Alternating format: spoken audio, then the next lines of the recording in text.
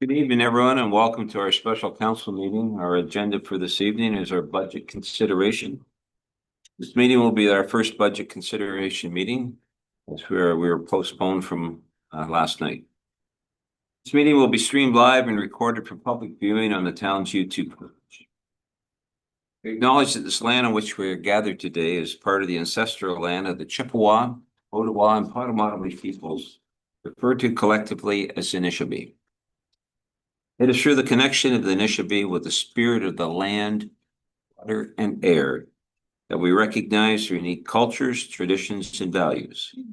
Together as treaty people, we have a shared responsibility to act with respect for the environment that sustains all life, protecting the future for those generations to come.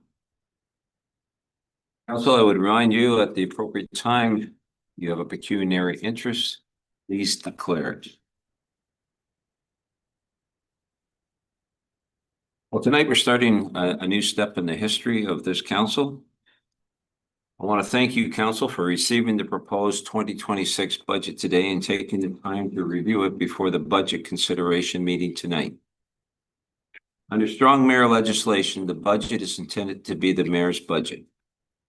As per the mayoral direction given in September, I've asked the budget to be carried out in a similar fashion as previous years. To honor the legislation, I did take part in all the committee meetings where the budget was being considered and met with staff to review all budgets not under the privy of a committee. The budget I present to you today maintains a reasonable increase of 3%. The proposed increase will allow town to continue with strategic improvements throughout the town, account for inflationary pressures, continue to build reserves to meet the town's asset management obligations. I will now turn the presentation over to Clerk Warchuk to provide council a brief review of budget process changes that are associated with strong mayor legislation. Thank you, Your Worship. So we have a visual on the screen there, but I'm going to also talk about it a little bit. So I have a little statement to read rather than go off the top of my head. So as you know, this is the town's first year going through the budget process while under strong mayor powers. We are all learning this new process and I hope we can work together through it together with grace and understanding. The new strong mayor powers empowered the mayor with enhanced authority during the budget process. On September 3rd, Mayor Atkinson issued a mayoral direction for staff to prepare the 2026 budget for presentation to council following past practices, and it included a budget timeline outlining the process. This created a hybrid town and strong mayor power budget process that will serve to meet the town's needs and follow the province's direction. The budget was presented to members of council for advance review on December 22nd, starting the 30-day review period. Once the budget has been presented to council, the process entails several critical stages, as you can see. Notably, the mayor now has the authority to make amendments to the budget directly. This includes the ability to veto changes proposed by council. The increased authority of the mayor is balanced by council's ability to override decisions with significant consensus. So if we look at this visual, during the 30-day review period, 2 budget consideration meetings are scheduled, which was last night and tonight, as has been done in the past. Once all the proposed amendments have been voted on, because they will be voted on in this meeting, and the budget consideration meetings are finished, the mayoral 10-day veto period commences. The mayor does not intend to veto the amendments. He can make a mayoral decision to not exercise his veto power, which is what he does at the end of council meetings. Then the proposed budget as amended is deemed adopted. So the key thing is we don't vote on the budget. It's deemed adopted. We vote, council votes on amendments, not on the budget because it is the mayor's budget. If the mayor vetoes one or more of council's amendments within the 10-day period, then council may override some or all of the mayor's vetoes with a 2/3 majority vote, which would have to take place at a special council meeting within 15 days. Council could shorten that period with a resolution. So if you had to call a meeting and you successfully vetoed his vetoes, then you can shorten that period. After the 15-day council veto period is complete, the proposed budget would, including any amendments, if they were vetoed or not vetoed, would be deemed adopted. So same process. If you see the pathway that each one takes, it comes to the very end one there. So as per the strong mayor process, there is no motion to approve the budget as council has done in the past. The budget is deemed adopted either with or without vetoes. In an effort to keep the public, staff, and council informed, information would be brought to the next council meeting, posted on social media and the town's website following budget's deemed adoption. Whenever that may be, depending on what happens with these timelines, we will update the public and council and staff at the following council meeting. There will probably be a lot of questions as we go through this. We are all learning this together. Yeah, anything to add, your worship?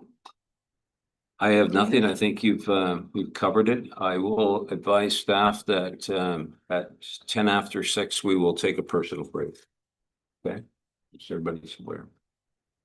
Okay, thank you, clerk. I'm going to now turn the floor over to our treasurer to present.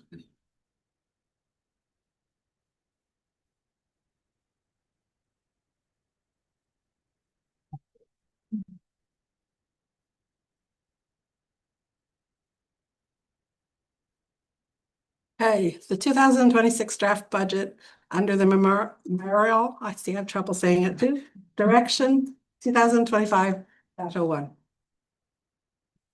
So the meeting's objectives tonight is to the deliberation and endorsement of the 26 budget, approval for projects, approval of water and sewer rates, and approval of the garbage and yard waste rates. Property tax levy, you guys are all experienced at this, so you know that municipal rate is set by the town, county rate is set by the county, education is set by the province. Taxes levied is equal to the tax rate times the phased-in CVA current value assessment set by MPAC, which is 2016 value. Here's a slide of the 2025 tax rates and where we were sitting. We were just below average.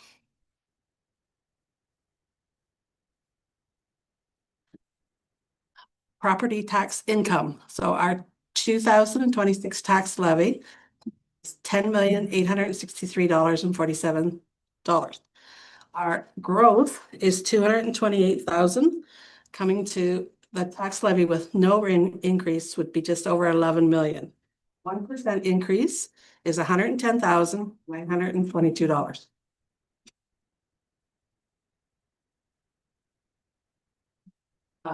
Roll assessment values, the 2026 roll CVA is 2.1 billion. And that's the 2025 of just over 2 billion, increase of 33.5 million in our budget are at the 2006 assessment date. So the current value median for a single family dwelling house is 279,000. Our household count is 3,790, which is up by 73.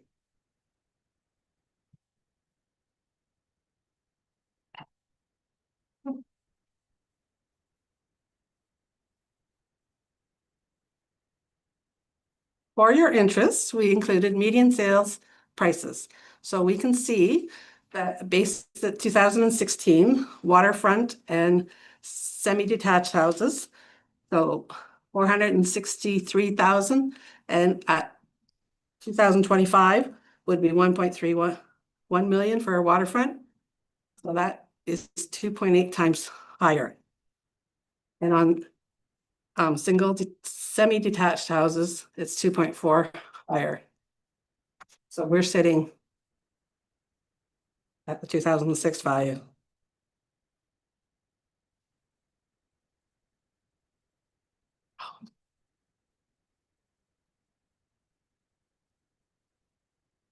The 2026 draft budget status, we have this sitting at a balanced 3% municipal tax rate increase. If the county and education stayed at the same, which we probably know county may not, but it would be a 1.57% increase, which would be $22.15 on every $100,000 of assessment.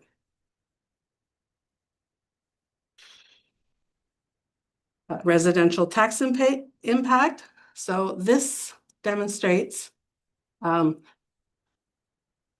increase. So 84% of our residential properties will only see an average increase of $50 per year.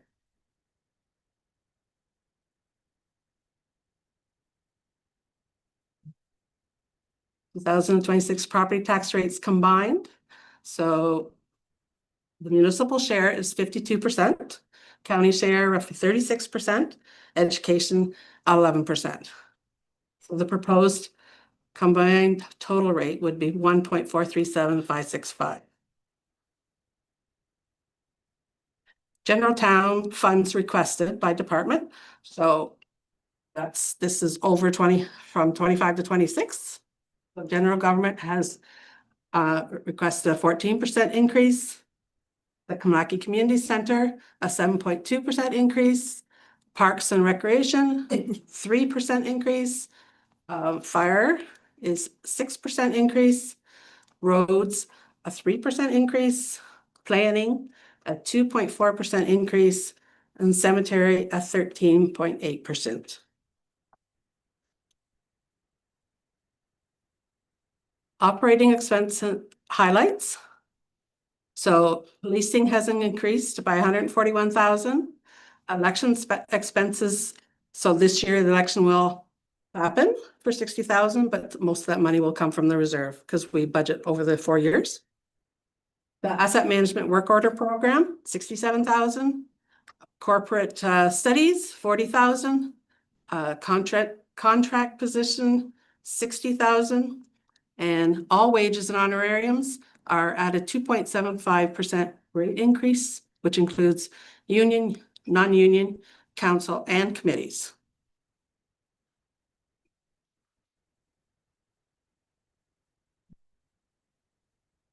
Operating expenses only with no capital.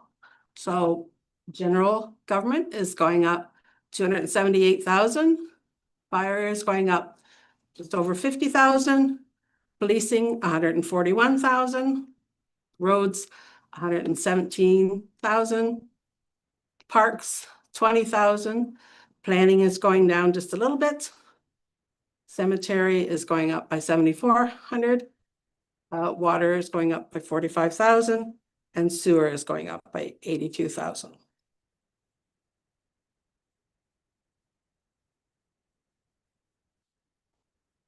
So here is a bar graph showing over the last 5 years. So most of them are going up slightly. Capital projects. General government, economic development strategy, building and facility upgrades, AODA upgrades, including the audio in here, and the CIP update. Fire, the fire production grant project costs, fire truck and equipment and station reserves. Parks, Kamlaki will be recreational improvements, Dalrymple Beach, a stair replacement, Highland Glen parking lot expansion, and pool rehabilitation. Roads, the purchase of a new wood chipper, a new pickup truck, replacing an older one, Wyoming to Reese's Corners trail rehabilitation, Fleming Road, rear to Queen Street reconstruction, Mandamin Road resurfacing, trail reconstruction and extensions, a roads needs study, municipal drains construction, roadside drainage and hardtop resurfacing. In the sewers, Plympton wastewater treatment plant, there'll be improvements to the headworks, SCADA and PLC updates, blower replacements, inflow and infiltration remediation. Sump pump disconnect grant program will continue. In the water department, Wyoming water main replacements and engineering for future projects. Roads, water, sewer reconstruction. Altogether will be Thames, Niagara, and Maine. And here And here is a bar graph of the last 5 years for capital expenses. So you'll see that sewers has a major one, but that's due to that grant. That's if we get it, right? Revenue sources. So from 25 budget to 26 budget. So property taxes, payments in lieu and supplementary taxes. We have a change of $622,000. In grants, we have a change of $844,000. In user charges and leases, a change of $100,000. Interest income, we're showing it as going down because we are not sure what's happening with our interest rates. And our reserved that we are using in this budget are up by 3.9. So here is a bar graph of the last 5 years for those. And you can see that reserves are being more hit this year than they have in the past. But some of that has to do with a grant that we're not sure is happening. Revenue sources. So percentage wise, property taxes will be 40%. Grants will be 27%. User charges and leases will be 4%. Interest income 3%. And reserves 25%.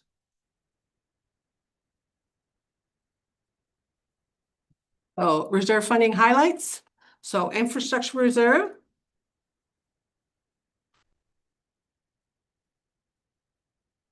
So our asset management plan shows that we should increase by 200,000 each year. And we have an option for a new property and economic development increases.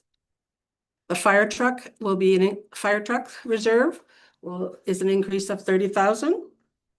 The new fire equipment reserve at 8,000. And the fire station for 20,000 to our new reserves that we're putting in place.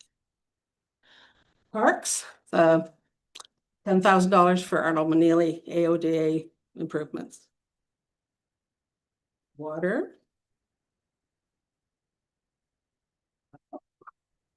I think that was extra that we were putting in reserve, wasn't it? Yeah. And sewer is major upgrades to the wastewater treatment plant and collection system.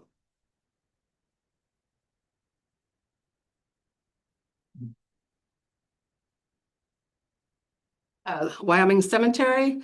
So we're putting more money away for the cemetery expansion. Asset management plan management, we're taking money out for the work order system. Accessibility, we're taking out 38,000 for AODA upgrades.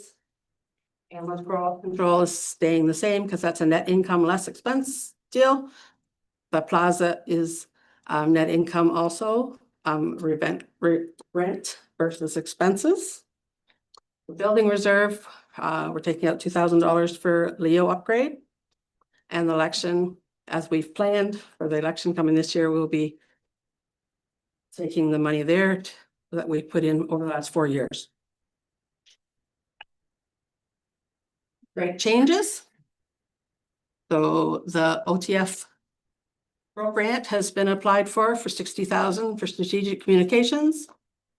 The fire protection grant for 55,415 for cancer prevention and lithium ion battery.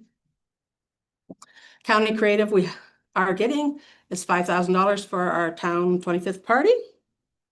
The ROD grant, there's 2 ROD grants that we've applied for, totaling 40,000 for economic development. The Canada and Housing Infrastructure, a grant has been applied for $4 million for sewer. Health and Safety Water Stream, a grant for 964,000 is for water. And pothole prevention, 38,000 for public works road.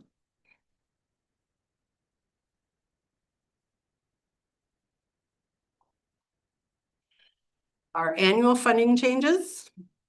OSIF has gone down by roughly 80,000. Our OMPF has gone up by 85,000. The gas tax, community benefits funding has no change to it, staying the same. Transit gas tax, that's the new portion of the gas tax for 20,000 will be transferred to Lambton Shores for our transit. Drainage superintendent is up by $9,500 and CMO recycling, as you know, all know, we will be not getting anything for recycling because we don't do it anymore. So water and sewer is self-funded with user fees. There's no property taxes that go in here. Rate increases as recommended in our financial plans. So the water rates will be increasing by 3.6% and the sewer rates by 4.4%. Garbage and yard waste, January 1st, 2026, town no longer provides recycling services. Marcotte has a new signed extension for garbage and compost with us. We are planning $180 fee in our taxes this year. It always has been 170. And we are using some of our reserve that we had to keep that low.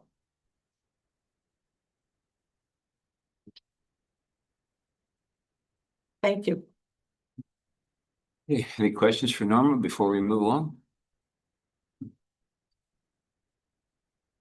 Hearing none. Council, let's, I wanted to, normally we go to, you received a note, I'm babbling here a bit, but we received a note from the item B and C were similar. Would you be comfortable if we skip C because that's kind of the big summary one at the end, and if we started at D, then we could come back to C with all the final changes at the end. No, staff will be keeping track of them. We have the treasurer and our deputy treasurer doing that. Are you comfortable with that? See indication with yes. Let's do it. Let's start out with section B, reserves. Any questions on B?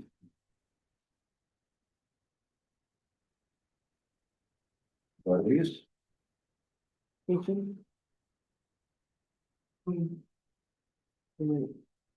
then you can back on. Thank you for doing that. I have like 1, 2, 3, 4. Another binder? Give us a couple and then we'll see what it has. The reserve or the 10,000 for the Himlaki ice rink project. The donor, I believe this is being assigned to Square, Spansky? Yes, I've spoken to the owner and they confirmed that they'd like that funds to go towards the Optimus project at King Square in partnership with the town. Yes, and to add to that, the donor did want clarification that the neighborhood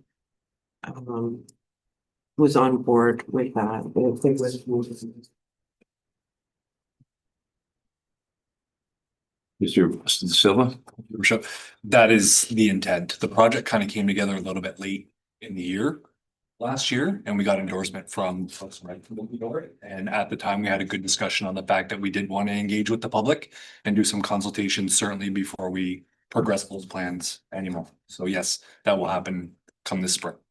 okay, perfect.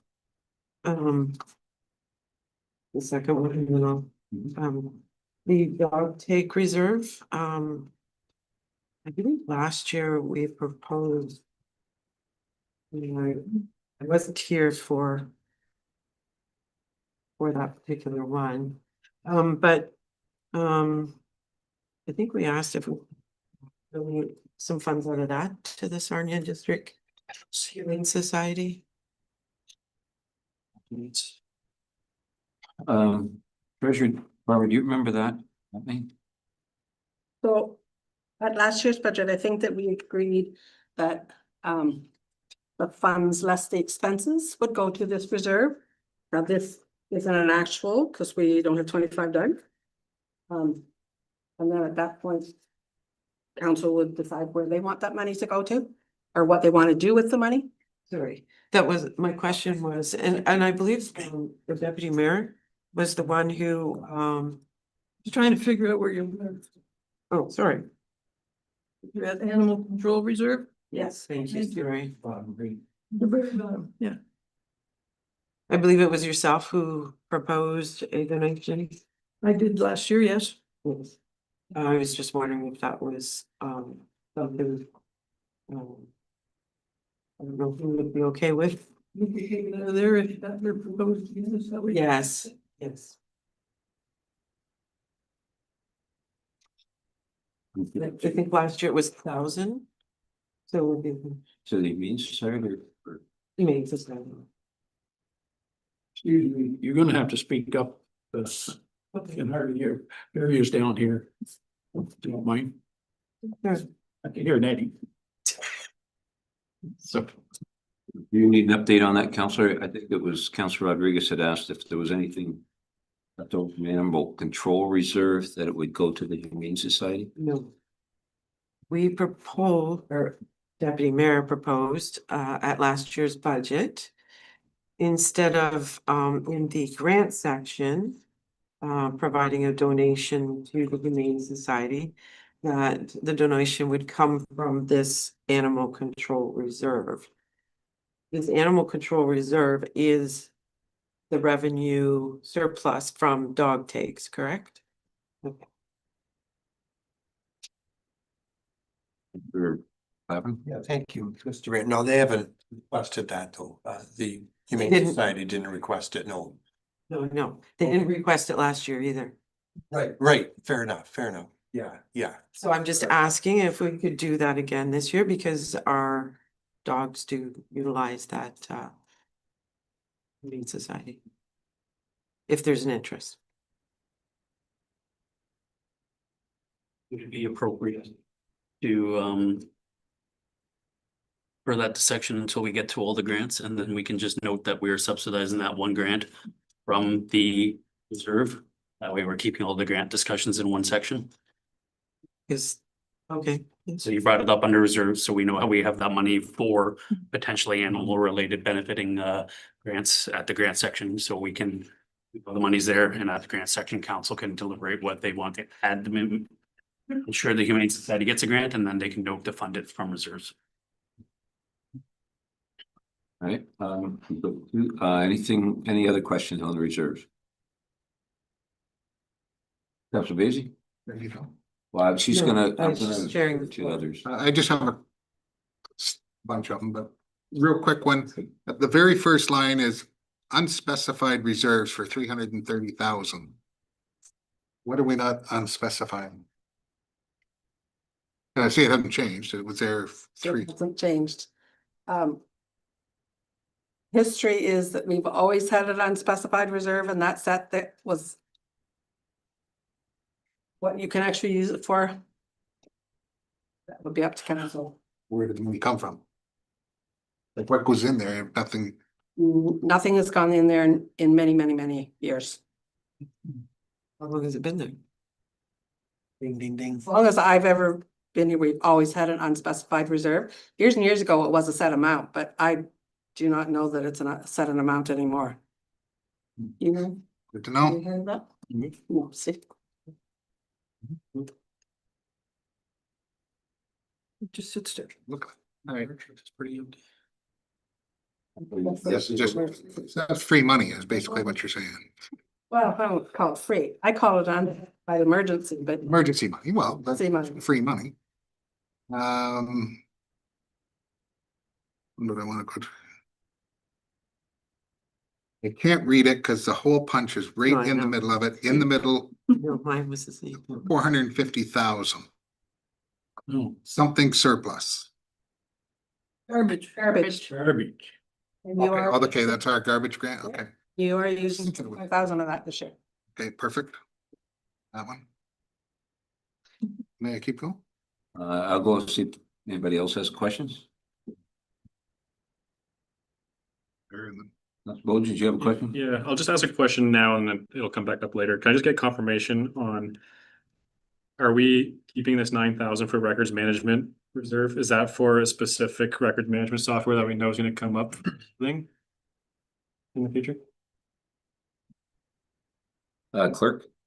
I don't know that we have anything specified, but we would love to digitize a lot of our records and work through further Tom Ram's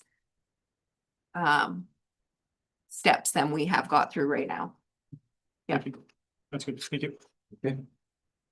Anything else? Councilwoman Vet? The garbage surplus I was going to mention too, I would have liked to seen a little more come out of that and go back in the hands of the user pay people. I know that we put what, 45,000 back there. How much would it take to put another 50,000 into that to have no increase in the garbage? I mean, this is all user pay money. This isn't taxes. This is user pay. It's what they paid to have their garbage. So kind of like to see a little more go into garbage and not increase that fee from 170 to 180. I know it's not big money, but this is user pay money that's sitting there in reserves, and we always kind of kept it in there for, you know, for caught in case of, you know, gas going way up and stuff. But it's a significant amount of money to leave sitting and not give it back, some back to the user. I know you give some.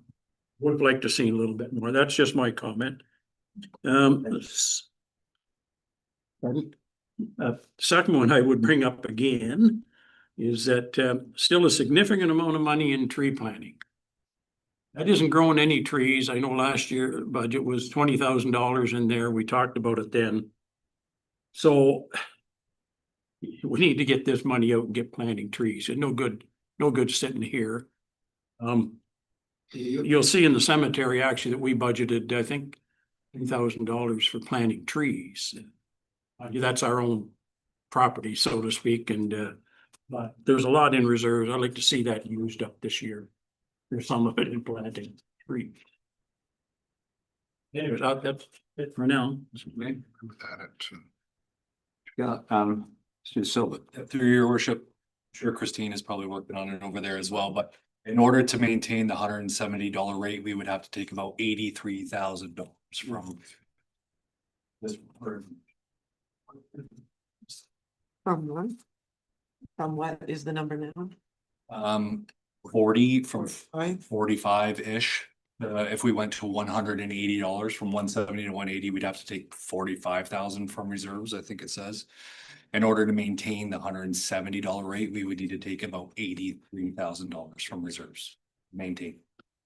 Oh, another 45,000. Correct. Okay. Yeah, thank you. And my only word of caution for that is that's an operational expense that's gonna happen every year. Correct me if I'm wrong, but that's to save that money for year one. And then it would still jump up year two, year three, year four. That agreement, correct? Mr. Silva? Yeah, through your worship, the agreement goes up a little bit every year, and the intent was to close that gap till we reached financial parity slowly.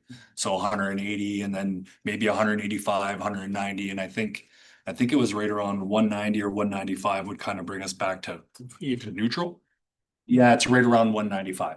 So I mean, if we wanted to maintain it at 170 over the long term, you know, 3, 4, or 5 years down the road, you'd be out of reserves. Yeah, that's more so what I was trying to get at, is it's relief for this, it's relief in this budget, but it's an operational expense that isn't gonna have the same relief going forward. It's just a word of caution. I come back on that is that why do we need these reserves? We got a contract need for reserve. If we didn't have a reserve though, your rates would be going this year from 170 to 195. So the backs of the residents would be taking that all at once. Because we have this reserve, we're able to phase in the increases so that it takes 4 or 5 years to get up to that maximum value. And then it's not as startling to the residents when they get their new garbage collection rate. Just a suggestion. Okay, you think it, Councilor Van Cleven, your hand up, I'm sorry. No, I didn't. No, I wouldn't. Okay, Councilor Rodriguez. Thank you. The Wyoming Reserve pre-2000 Plympton, it appears to be a inactive reserve as well. I don't even understand it. Since it's been sitting there for a long time, it's blue near the top. Or no, sorry, Wyoming Reserve or Water Reserve. Water Reserve, sorry. That was a typo. 6. 669,684. I'm looking to see what it is and why is it sitting there? Unused. So Sylvia, do you want this one? I can try, Mr. Mayor. I think it was probably at some point in time, the reserves got split for whatever reason, so it might have been like former Plimpton, maybe the treasurer has an explanation, but it doesn't look like it goes up or down either, so it could have been whatever, Plimpton had brought in at the time of amalgamation, and it's just kind of sat there, and then we've relied on another reserve, for expenses and revenues. That's just an assumption though. Yeah, so years ago, water and sewer were both separate in Plympton-Wyoming.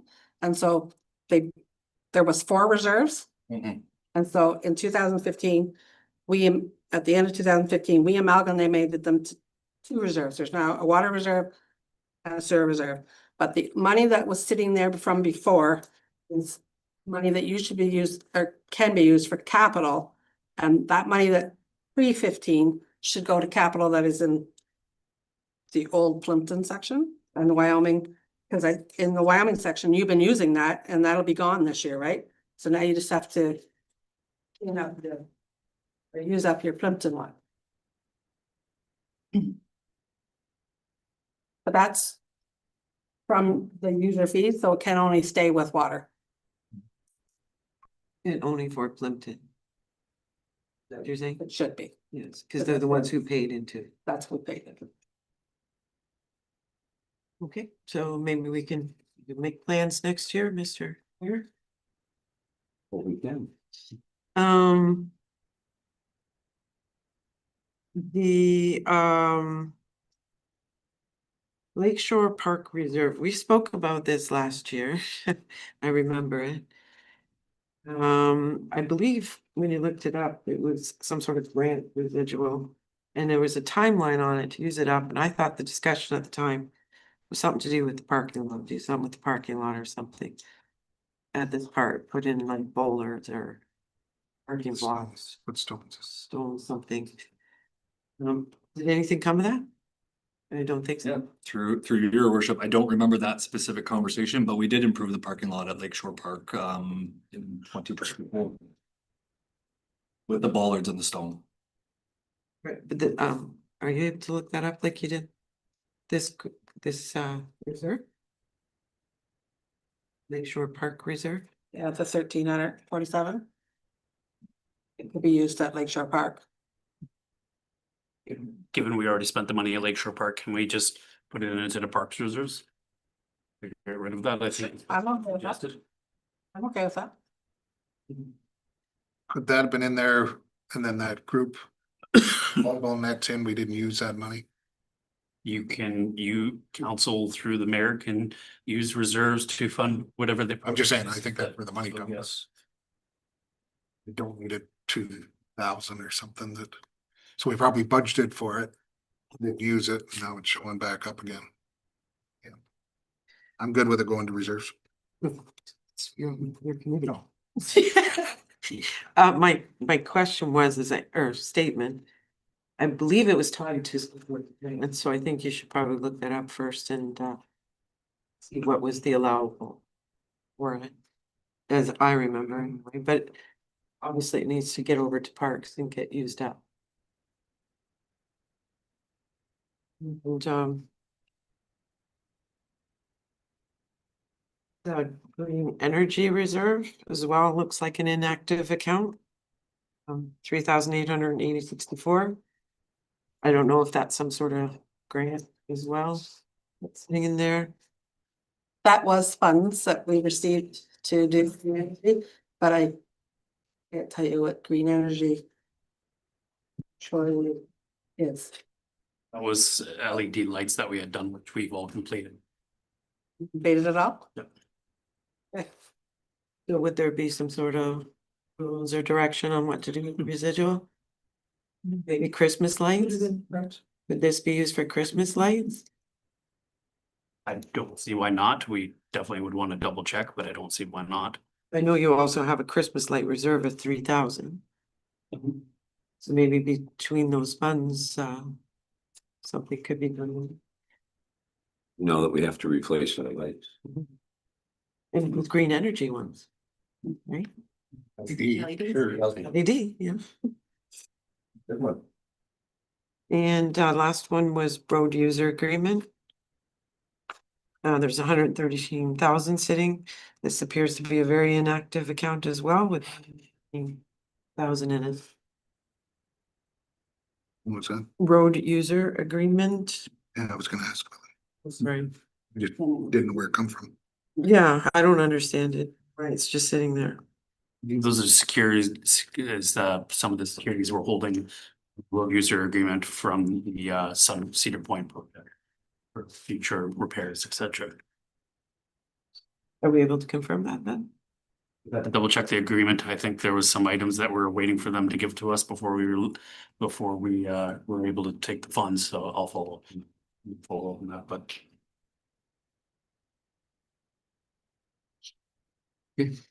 Councilor Vision? May not be something we get immediately. Yeah, I'm back to the Christmas lights. We'd asked, we're looking to replace them. Thanks to, we have 3,000 in reserves. Thanks to Kristen, we found another 3,800. And in the Wayfair, we still have almost $29,000 for banners, Wayfair. So how much more Wayfair do we need to do? Wayfinding? Wayfinding, sorry. Well, Wayfair. Wayfair, it's You know, cheaper. it's cheaper. Signs have to be purple. Like, we gotta be pretty much done the major big signs and all that kind of stuff. Mr. Yeah, thank you, your worship. I can answer a couple of those questions. The wayfinding signs that were intended to be installed with the Creative County grant were complete. So we don't have any other signs to install through that. The cost to replace 18 Christmas decorations is, it's gonna come as a bit of a sticker shock, but about $31,000. Yeah, so we priced it through a number of vendors. Plus, I reached out to other municipalities who have undertaken similar projects, and that's a pretty fair number. They're over $1,000 a unit. Plus, we don't have receptacles at everyone, so there'll be some install costs and.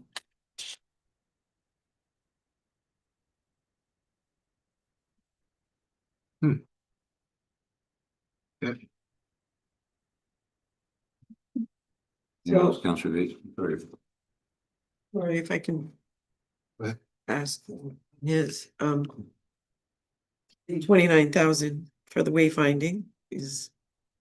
There's nothing planned for it at this time, but you obviously we want to keep a reserve in there for replacement, repairs, whatever. But are funds allowed to move from that to these lights? Mr. Sabansky? So we are saying wayfinding, we are missing the other parts of that though, which is the streetscape. So all your summer planting that is not necessarily paid from a reserve, but if one of the planters broke and we didn't have a budget for it and we had to replace it, this is the reserve where it would come from. Where it keeps moving, they kill me. The street banners, we are replacing all the hardware. If we end up where we have a budget for that, it's in your budget. But if we end up going over on that because our hardware costs increase, labor costs increase, that is where that came out of. Yes, wayfinding is done, so that is less of concern, but those other two items could have funds coming out of it, so I would hate to see the full amount taken away, because then you would lose that cushion for those other items.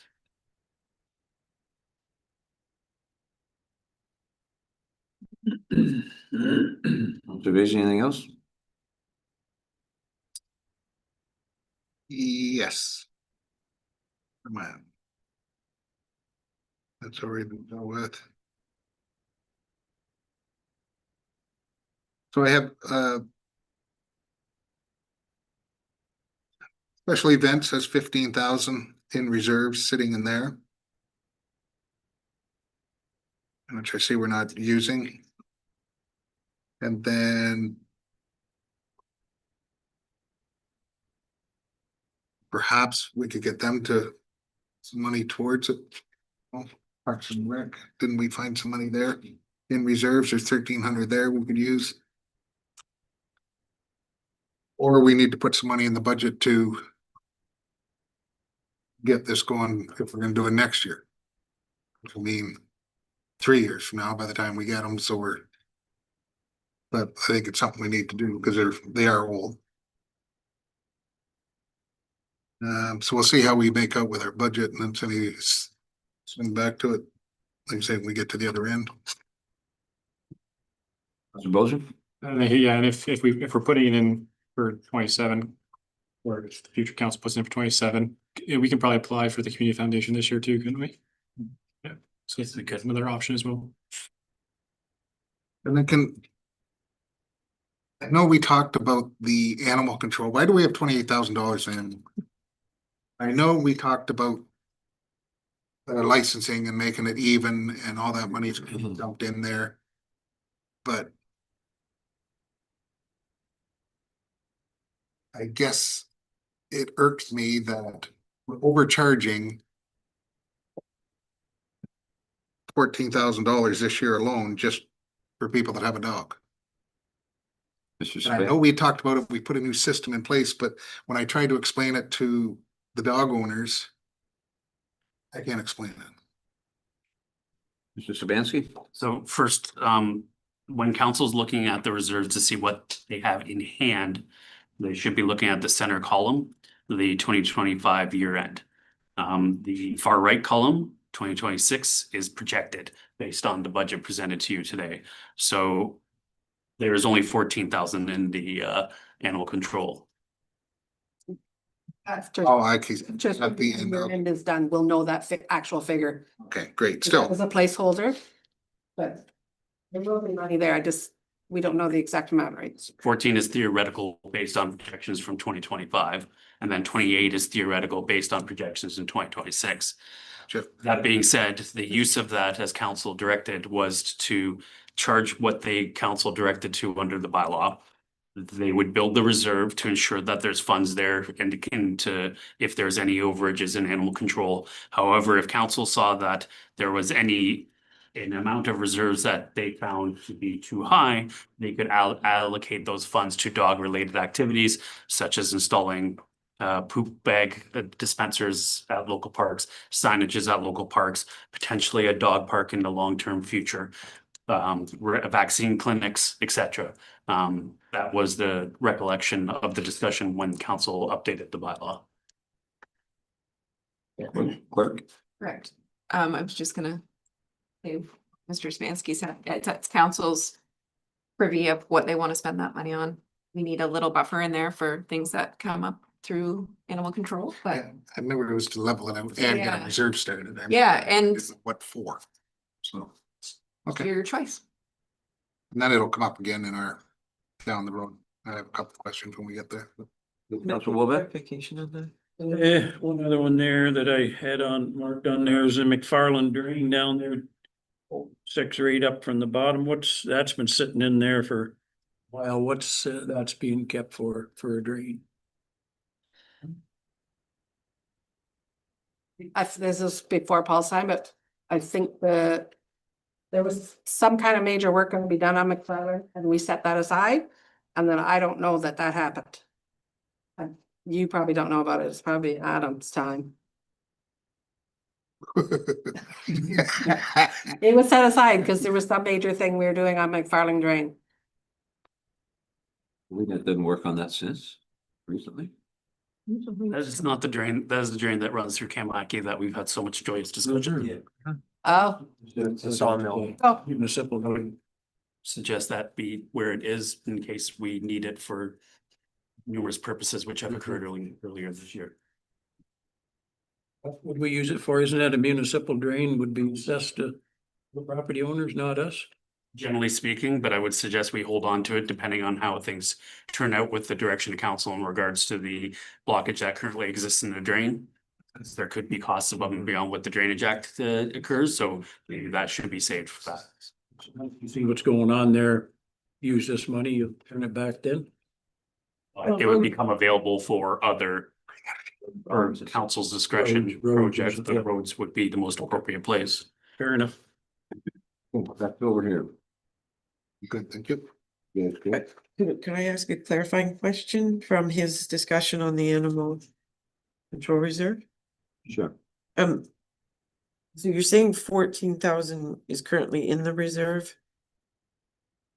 And there'll be a doubling of that, or it'll stay the same? So at the end of 25, we'll go through the expenses and income, and we'll come up with the exact amount that's gonna be in there. That's what was in last year's budget, the 14,000 is in that between the expense and the income. It's a projected reserve, not. Projected. And I followed through with the projection again. So we're doubling it in 1 year? Yes. Yeah, we just started it last year. Yeah, How many- okay. Oh, we how just. many more claims there could be? reserve, yeah. The new reserve starting. Wow, that's gonna end up being a lot of money in a couple of years. Okay. Then we could plant some trees for them to pee on. Well, you have a tree reserve for I that. do. I think probably. Somebody wants that. Okay, any further questions in this section? Councilor Bolger. Yeah, I just want to quickly go back, just because I know Councilor was talking about the ideas of reducing the guard surplus, and so it's a good idea to look at it. I was pulling it up because I don't have the accurate numbers, because I know we switched from 3 year to 5 year, correct? The contract with Marcotte. So or 7 years, sorry. Seven. So we were projecting to use 234,000 from that reserve in 3 years to offset those increases. So I guess if you wanted a motion using more of that reserve, but it's important to consider, we're using at least 230,000 of it. According to that staff report we got, I think it might have changed a little bit when we signed the 7 year, but we would be using a couple 100,000 of that reserve, would we not, over the term? Through your worship, so 45,000 this year, probably another 45,000 next year, and then, yeah, at 150 to 200,000 probably. And this conversation started well before Paul joined us.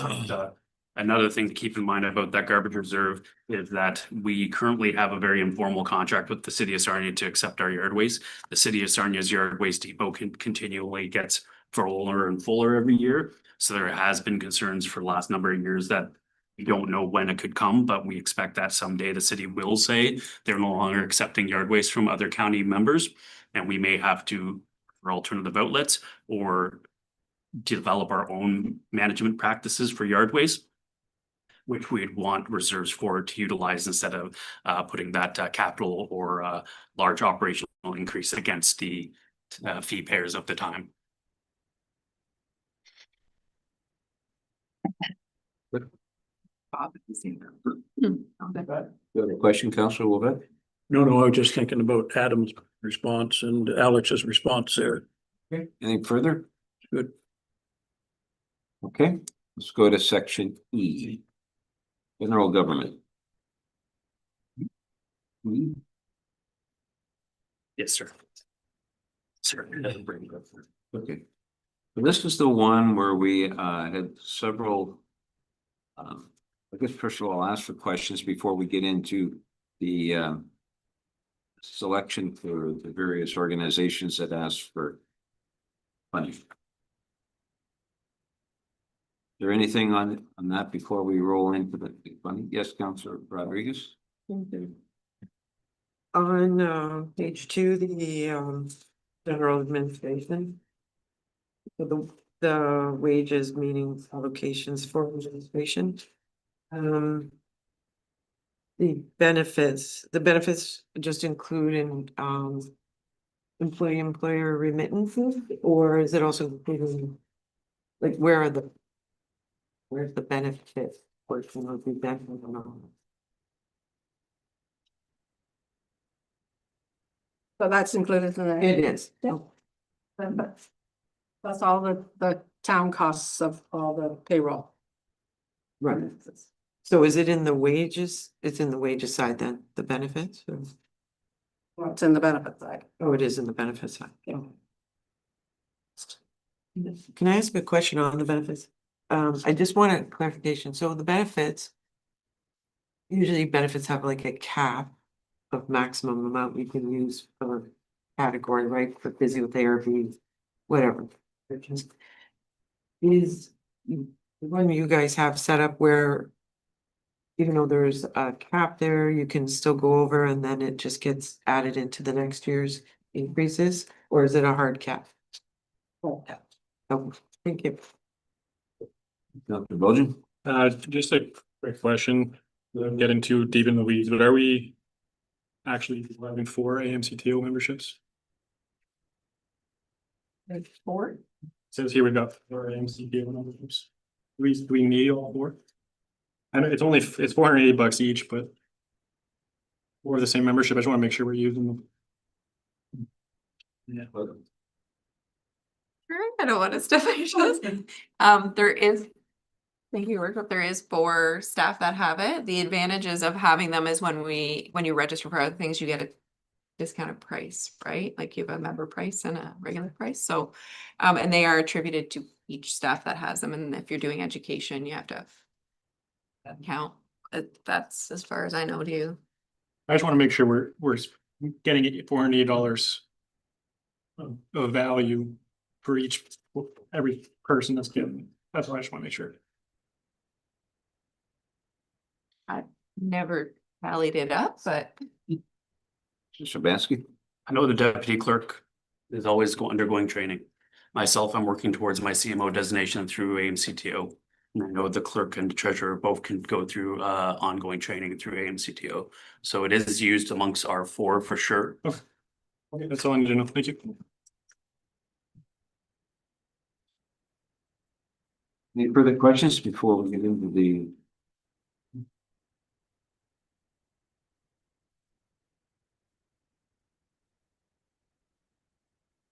Okay, let's go to the proposed grant request, and I'm gonna ask our deputy. You have something? My apologies. The computer software hardware maintenance expenditures on page 4. Page 4.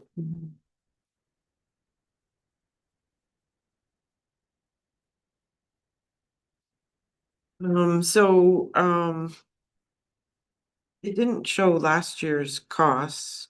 But I see it's up overall. It's up by 10,385. One of the biggest jumps I saw was in the hardware software program and support from county. Last year that was 15,843, and this year it's 24. 208. So what is driving that increase? Page 4 now.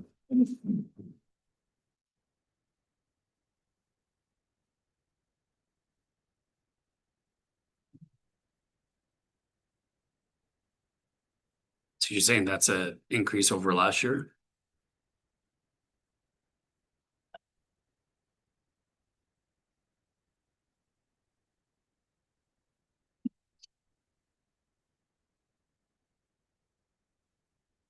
Imagine why they're looking it up, that Zoom and Canva are 2 new fees.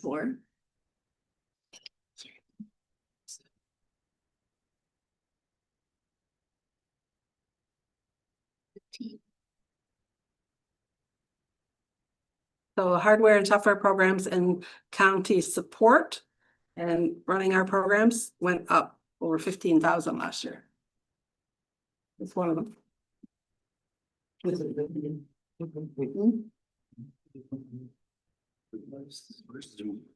No.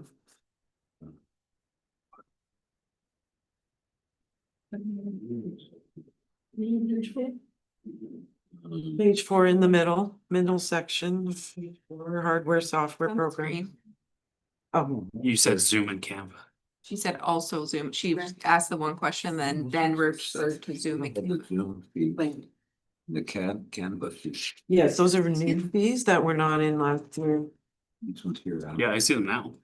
Well, the Canva I can understand because you're always doing marketing and stuff on it. In 25, we had to purchase a Z-scaler to run. Adam, you understand that better than I do? Yeah, Vailtech, Zscaler is a required security software from the County of Lambton.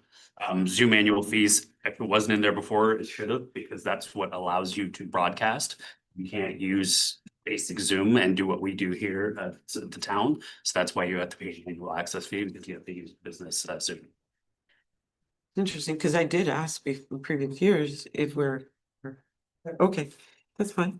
But what was, I'm sorry, driving, Pumped into a different account and now it's. okay. I'm sorry, what was driving the answer to really fast now? That big increase at the county? Zscaler. Yes. So it's a news program for security software. So that is like a portal so that we can connect the county database and county servers. And it was an upgrade that we needed to sign up for. The county it's suggested that we had to do that, and we need that for our software for accounting. And that wasn't budgeted for before. It's a new expense that was included in the 2025 budget. So we've included it in the 2026 budget. So that's a new fee going forward every year. Yeah. For security purposes. Vaultech maintenance fees, so that's for your accounting software. Sure. I did notice we have a reserve on that one as well, 15,000 that we aren't contributing to.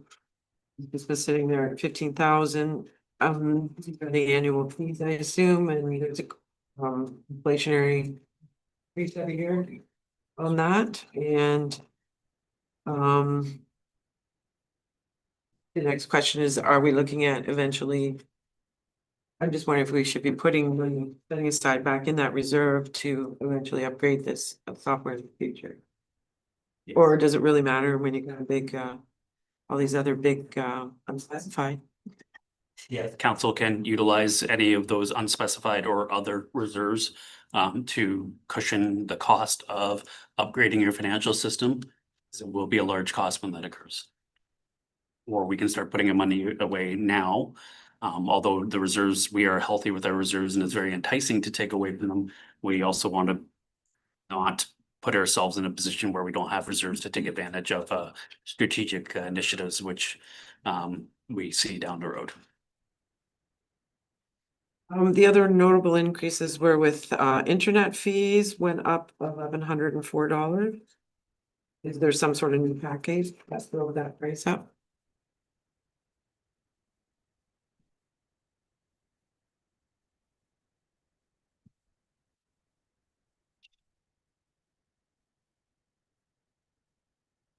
You're referring to the internet domain costs. So it was 69.72 and last year we budgeted 8,076 this year. I believe that would be the difference between the old website, which we Okay, did last year, and the new website, which we're. it's just listed as internet fees, so. Websites. So. Oh,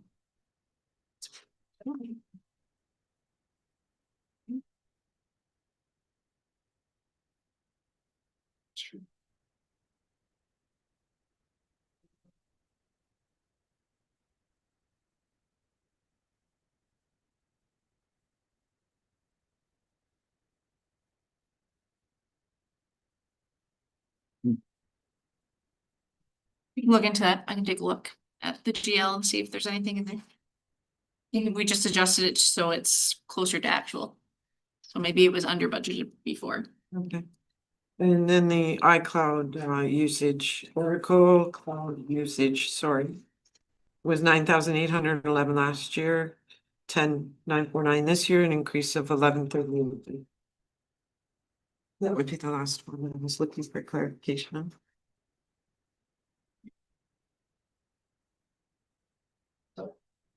For Oracle, that is another program that our financial software requires. It kind of runs it in the background, so it's, we had to switch to a cloud-based system for security purposes. And so that's the annual cost to run that. So running it in the cloud, we avoided having to completely and utterly upgrade it. It was not compatible with the county's security system. They tagged it as a security threat. So the two choices we had were work with the cloud company to embed it in a cloud system where we then can access it safely, or upgrade your financial system, which would have been a expensive and time-consuming project for staff to do. Okay, so all these fees then come with like also percentage increases every year, correct? Because it was quite a jump from last year, so. Okay. Anything else before we go to the big one? Okay, let's go to our proposed grant request. I'm gonna ask our deputy clerk to present this, as she was kind enough to put it together, and I do appreciate all council submitting their preferences to her in a timely manner. So Ms. Meekins, please. So our mayor asked all of the council to provide their proposed grant inclusions. All of them went to myself and I organized them. Anything in the green section is something that every single counselor thought should get funded. The amount might have differed, but they all agreed with something. Anything in the yellow section is something that got 2/3 majority of council support. You get funded in some capacity. Anything orange is the majority, and anything red was less is a minority inclusion. Since the amounts varied, so one counselor might have said $100, another counselor might have said 800, and so on. There's some columns at the side saying what the highest amount any counselor suggested, the lowest amount any counselor suggested, the median number, which is the one that I put as being for inclusion, and then there was what the average was from all the counselors as well. So the column that says 2026 approved for inclusion, that one we can change any of the numbers, and then it will change this top corner number on the spreadsheet so that we can have like a running total as we go. For example, I'll just show a change on this one. And it changed up here so that we know what our total is at while we are going. And our average included grants over the past several years was around 28,000. And then a motion was passed in 2025 saying that we can approve up to 30,000. So anything beyond that would require Okay, thank you. Councilor Vacy. Yes, I'd ask that we, if we deal with these and could leave the lion ones to the end, so I could do a conflict. You could do those two at the bottom and step in. May I make a suggestion that would help you do that? If we first take general comments on the work that Lisa did, the grants that are included, not necessarily naming them, looking at the values of what wouldn't be included up until the bottom of the majority ones. If anyone want to provide comments on those first, so you all can take part, and then if you look to adjust each grant individually, it's when you have to step out if you so choose. I'm comfortable with that. Councilor, Yes, we should be. Those two, that's all. Councilor Rodriguez. Thank you. Just a quick note on the Lambton County Regional Trails Committee. It's down at the bottom of the barrel there, but somebody was kind enough to try and offer something to it. I would just say that there is no need to look for any funds for this year. There's a lot of restructuring happening and with being kind of more amalgamated with the public health. So thank you very kindly. Clerk? Just to add to that, thanks again, Felisa, for putting all of this together and use the spreadsheet queen. So, if you hold your sheets one above the other, it should follow through the same as the screen. I just wanted to point out that the ones in gray, as it says, they did not submit an application for a grant. So they are not included in that 19,000 total. Yes, I was just telling you. I just, oh, sorry. Yeah. I just wanted to just clear that. Yeah. Just remove. Okay, so have you everybody had a chance to take a look at this in depth?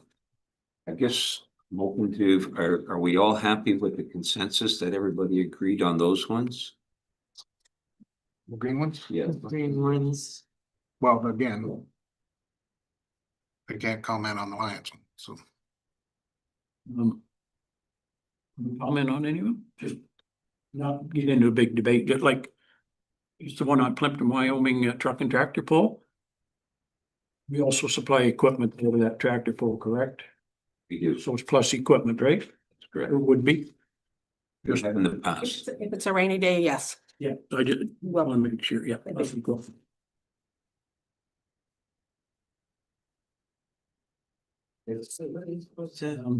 What we're going to do is, if you have any comments on that section, that first section, the green one, like a general comment, like you just said about the trails, and Councillor Wilvet asked about the truck and tractor pull, we do supply equipment if the weather is bad, like grader and that. So that is to be considered under that as well. Okay. What I'm looking for is if everybody's happy with that consensus where everybody had an agreement on it, we will move to the next section. Can I just ask another question? Yes. Is there there's some missing off of here, is there like I'm looking at one. Wyoming Rural Guides? It was included in the yellow section. Is it on the bottom there? Third from the Oh, bottom. no wonder I got the yellow section covered up.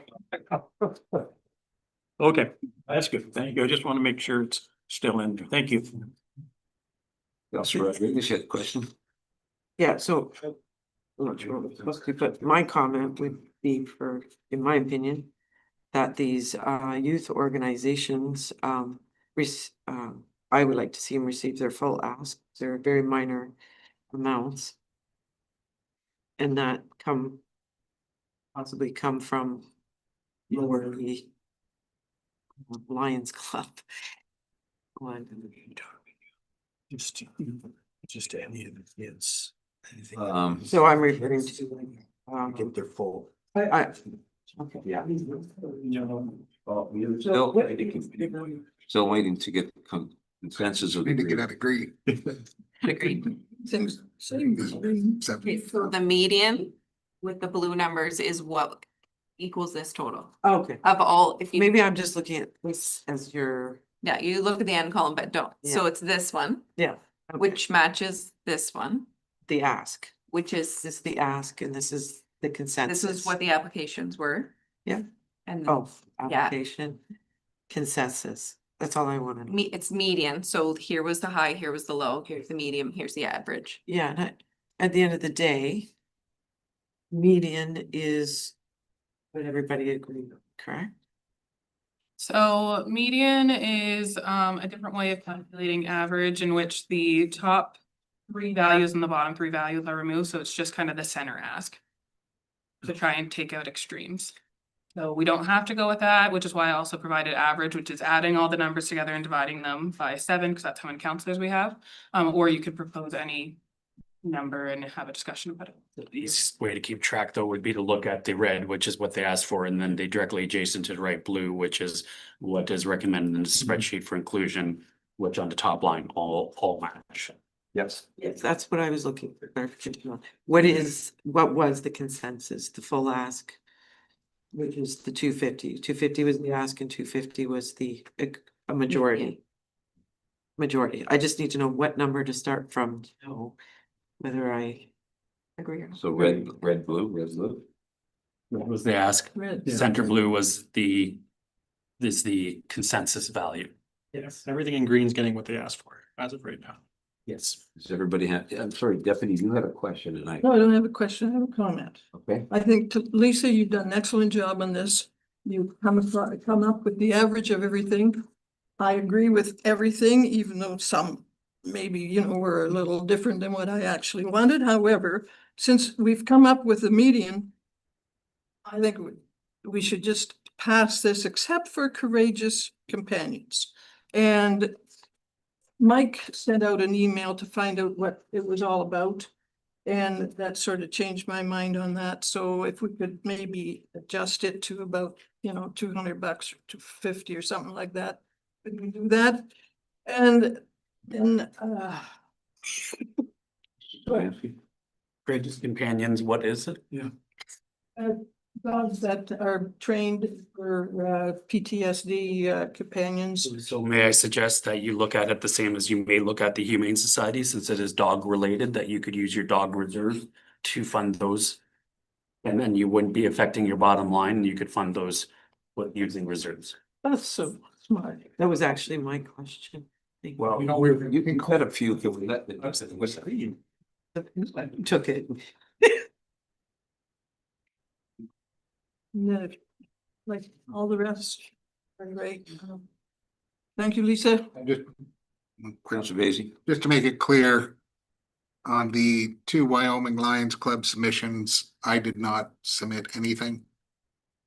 So that if this passes through, that I did not submit any numbers. Thank you for sharing that. That's good to know. Well, it's gonna screw up the medium and stuff too. And also, I did not submit anything to do with that particular topic, nor will I Yeah. discuss it today. This Ms. is Meekins? So I will comment on the 2 Lions Club asks, those who did not provide comment. So the median was adjusted, so it was the top 2 and bottom 2 were removed, and then the average was divided by 5 instead to accommodate that. I also mentioned Lisa has a degree in math. In Excel? She's a mathematician, so. God. She is Somebody's got it. for this. So is everybody like, is everybody happy with, as the deputy said, with this? With this, yeah, this is magnificent. Yeah, that should be framed, I think. Councilor? For example, like I would like to see Plympton, Petrolia Arena get 10,000 like we've done in the past, but since this has come up as a median for 54, what is it? Thirds? 5,400, isn't it? Yeah, but if that's the average, then yeah, I would agree with it, along with all those other ones, so we don't sit here and go through every single one. So you may suggest a straw vote that the consensus, 2/3 majority and majority grant applications be approved based on the 2026 included values. I was going to, because I think everybody's happy with the consensus. Well.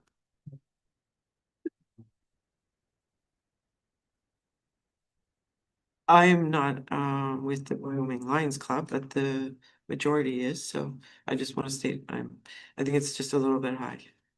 Or is it the 3,600? Yeah. Permits? Permit fee? Correct. I think we just it's more about being careful with all the not directed at Wyoming Lions Club at all. It's just about being more careful about these fees with all the different organizations is where my concern is. And I know the Wyoming Lions Club does wonderful work in our community.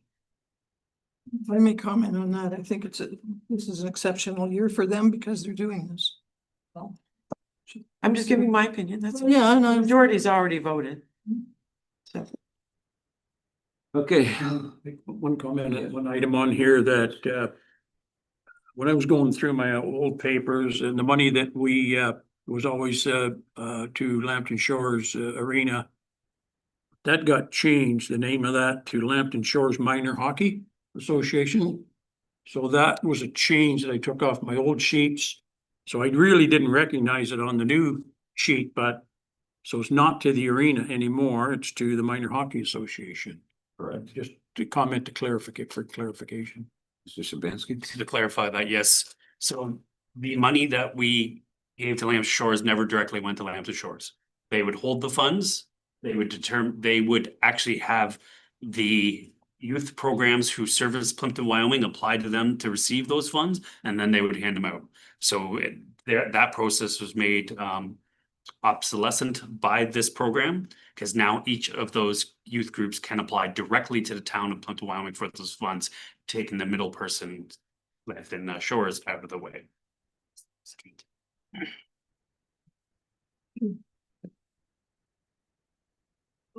Okay. I'm Yes, sorry, ma'am. my other concern Yeah. was with the town of Petrolia, when I was looking back at the all the applications. It was disappointing that Petrolia didn't provide numbers. Like Forest did, or Lambton Shores. I just feel like if they've taken the time in Lambton Shores to come up with those numbers at a fair price, and Petrolia hasn't, that's where I just felt maybe we should be kind of sending that message that, you know, we need to validate this. This is taxpayers' money that we're approving to support. So I like having that accountability side of it. So To show that accountability, the median ask was $5,400 for Petrolia. So if you were to approve the yellow section, which is 2/3 majority as is, that would be 5,400 instead of the 10,000 that was asked for. no, Lambton Shores was 4,500. You were speaking about Petrolia. Yes, in comparison to Lambton Shores. What the homework that they did versus the homework that Petrolia did not do. I can't imagine there's any more population going to Petrolia than there in Forest. Lambton Shores, sorry. That's all. Those are my comments. Thank you. Councilor Vacy? Yes, I'm looking at the Egg Society. And they'd asked for 1,000, we're giving them 375. Was that, and I had a question on that. AODA. So last year they did ask for a special grant to do the AODA washrooms. Didn't get done. Sure. Gave them 1,000 last year. Okay, And they are working on it. That project is ongoing right now. So they are using those funds. But they did ask for an increase in the amount of money that they were going to need for the fair. 350 is what we've always given them, said. Yeah. And financially the fair. Maybe a little bit more now. That's just. So it's the $1,000 for this year is not for the. okay, that's it, because I was gonna say, is that coming out of funds? Okay, thank you.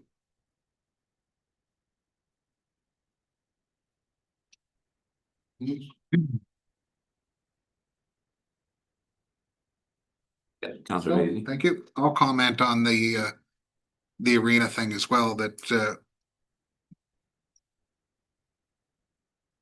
I guess you guys know I don't agree with this at all. Forest did their homework. As Councillor Rodriguez says, why we're giving 1,400 more to Petrolia for no particular reason. And then by the park side of things is we found out through the master plan that close to 50% of the kids in our minor ball system come from Petrolia, and we turn around and rent ball diamonds back in Petrolia. We don't, the ball teams do. So I don't get where we share services and we're the only ones paying. We pay twice. We paid for hockey, we paid for ball. So I don't like that number at all. I never have. And at least if anything else, it's lower than what it was last year. But there's got to be some give and take.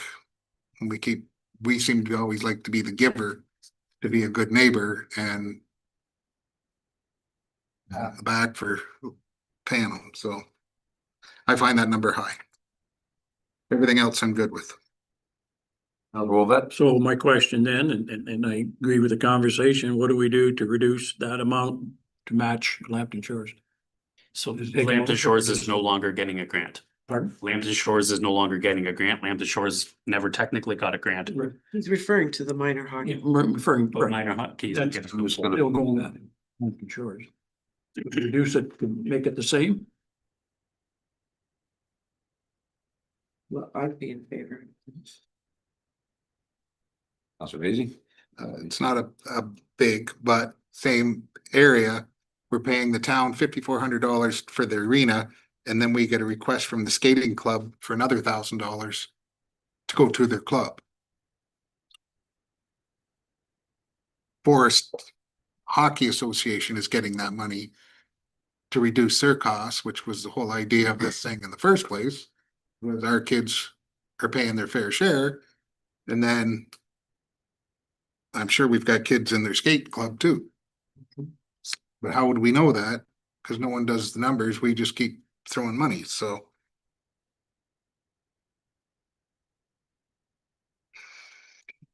We can't dictate to the town how they use their money.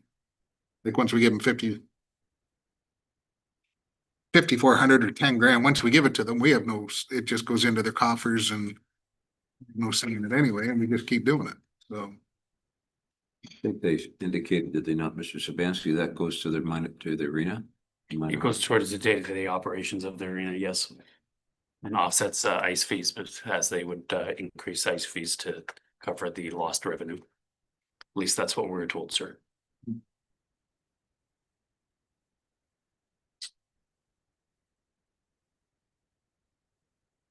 We're gonna leave it alone, change it? That one went, oh, sorry, that's. See, has. We put forward a new number?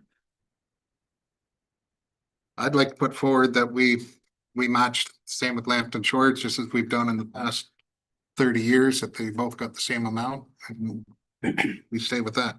So the only caution before, when it was Lambton Shores, they weren't just given to minor hockey though. The skating club also got some, which I do not see actually applied for in here. And so it's not a true apples to apples comparison. Skating club for Petroleum? Forest. There are other user groups who got that funds, not just minor hockey. So I cannot say that that's a true apples to apples comparison. What we're given to a petroleum arena, which gets dispersed about amongst all user groups that town of Plympton-Wyoming, the residents use, versus petroleum minor hockey, which is just hockey from town of Plympton-Wyoming. So it's not an apples to apples comparison. So would the Lambton Shores go to like Forest, Sedford, wherever then? It could go to anywhere there. Yes, because Lambton Shores minor hockey uses multiple arenas, so they're not in that is for Lambton Shores minor hockey. Councilor Bowden? Yeah, and the only thing I'll say on that is I think this is a perfect example of why the Lambton Shores Minor Hockey Association put together the ideal application. Because we wouldn't have to have this conversation about apples to apples if we knew the numbers for Petrolia. So I do commend that Minor Hockey Association for the application they put forward. The only recommendation I have, because it's the only thing I have, otherwise I'm fine with everything else, is if we do reduce something. So for example, if we're reducing Petrolia or anywhere else, I would personally like to see the Ag Society increased based on some of the money we cut from somewhere else. That's the only thing I'll add for now.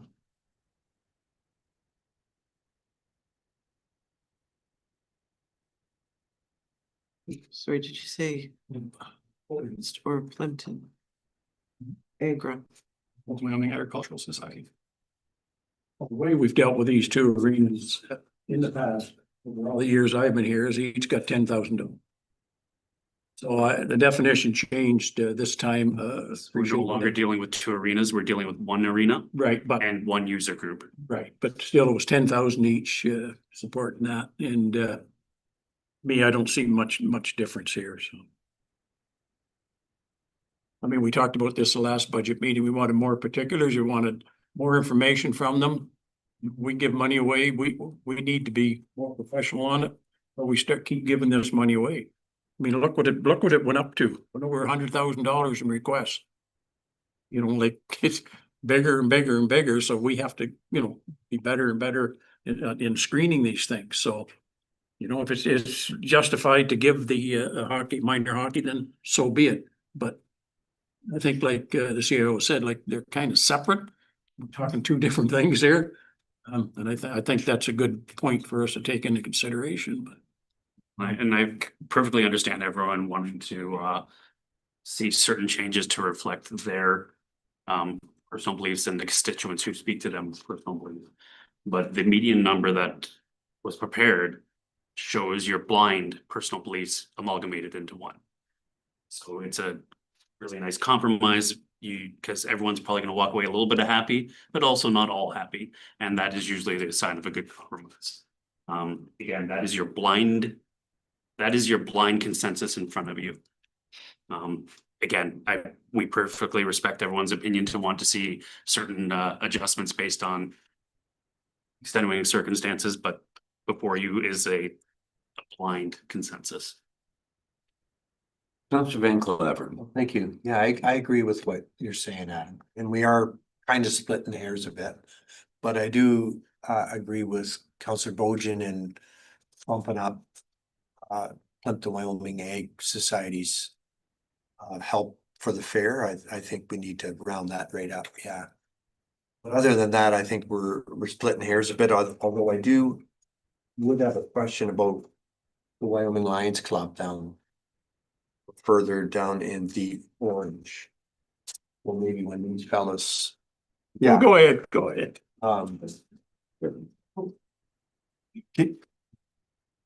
We'll do that right now, then we can get out of the way.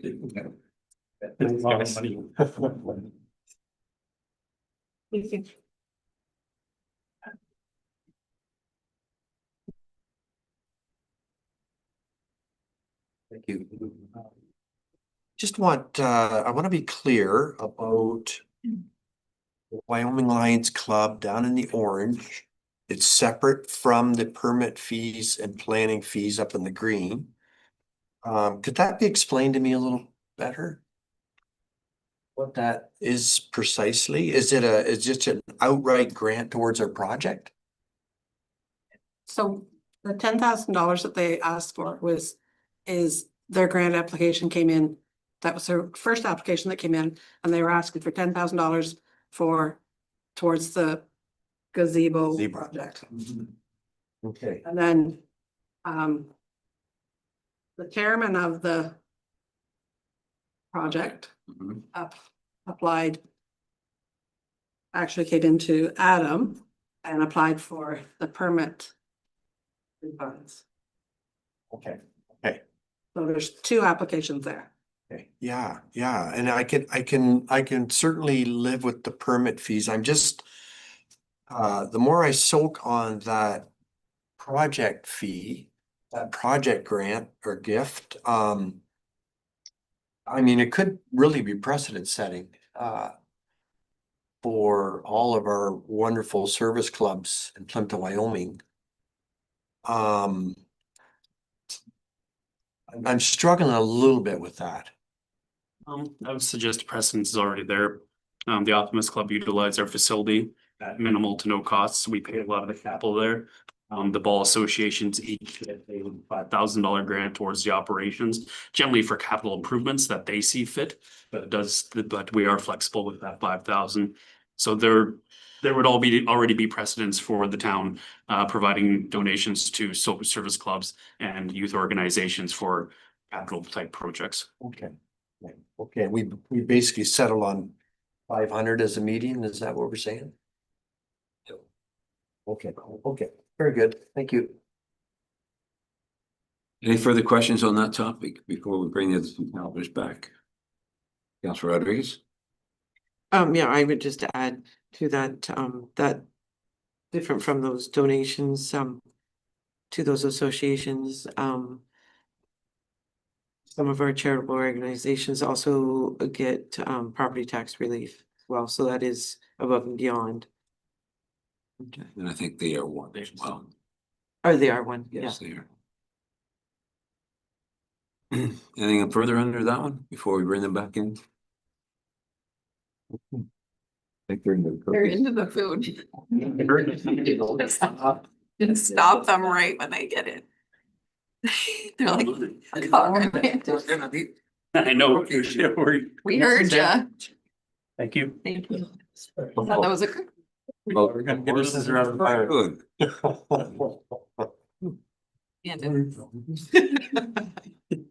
Mikey. Give it to Mikey. Okay, so Really. move this along. We've had a recommendation by the deputy to leave it as it's presented. Is that correct, deputy?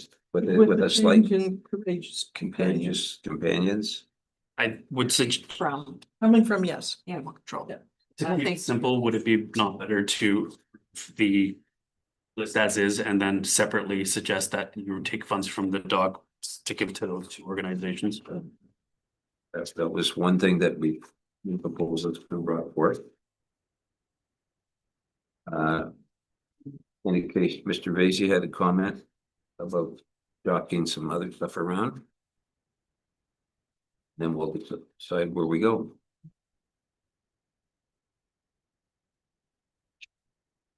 Yeah, whatever you have, Mike, that you report on that. You The 4,500. Oh, I already. First is 54, is, I think somebody was asking, Yeah, I've suggested that. But and then increase. it's still cheaper than it was, so.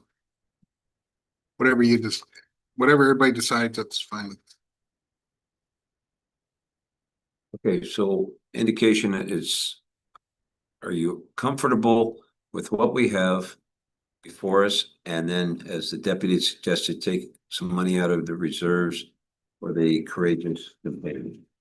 You also suggested the Humane Society earlier, did you not? Yes.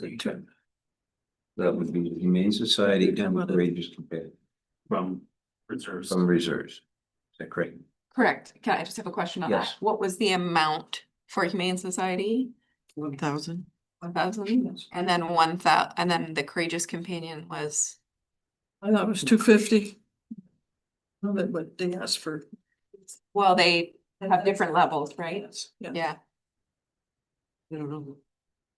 Oh, we didn't put that in there. So 1,300 was their ask? Yes. Was their top ask. I Top had a list of kind of options. Mhm. So we just put the top one on the spread. Okay, so I just would need. I suggested two. Direction. 250 from the deputy. Yeah, Councilor Van Claver. Excuse me, and then Alex, Councillor Bojan had suggested beefing up the Plympton-Wyoming Egg Society. Agriculture Society. 1,000? Their ask. What did you suggest, Councilor Bojan? So that was gonna be mine if we were taken away from another one for sure. I think personally, any at minimum, I would like to see the average of what everyone said for that one, which I think was 564. But I would personally be fine with 1,000. It's for the fair and everybody goes to the fair and trying to make it bigger and better. So you up to 1,000, the ask. That's my suggestion. Councilor Rodriguez? For the courageous companions, as much as I appreciate everything that they do and what's happening, when we looked at our, correct me if I'm wrong, our policy that we created around this was benefiting our community and people, or something that our people are benefiting from. Do we know if Courageous Companions has provided that to this jurisdiction specifically? Councilor Vasey, would you like to comment on that, please? I do not specifically, but when reaching out to them, they have serviced 400 dogs across Ontario. They do police, fire, ambulance, and EMS. Whoever applies, we would the magazine is their big advertisement for it. We're just buying an ad in their magazine, but all that goes to support the cost of the dogs, so. Something brand new for us, yeah, there's not.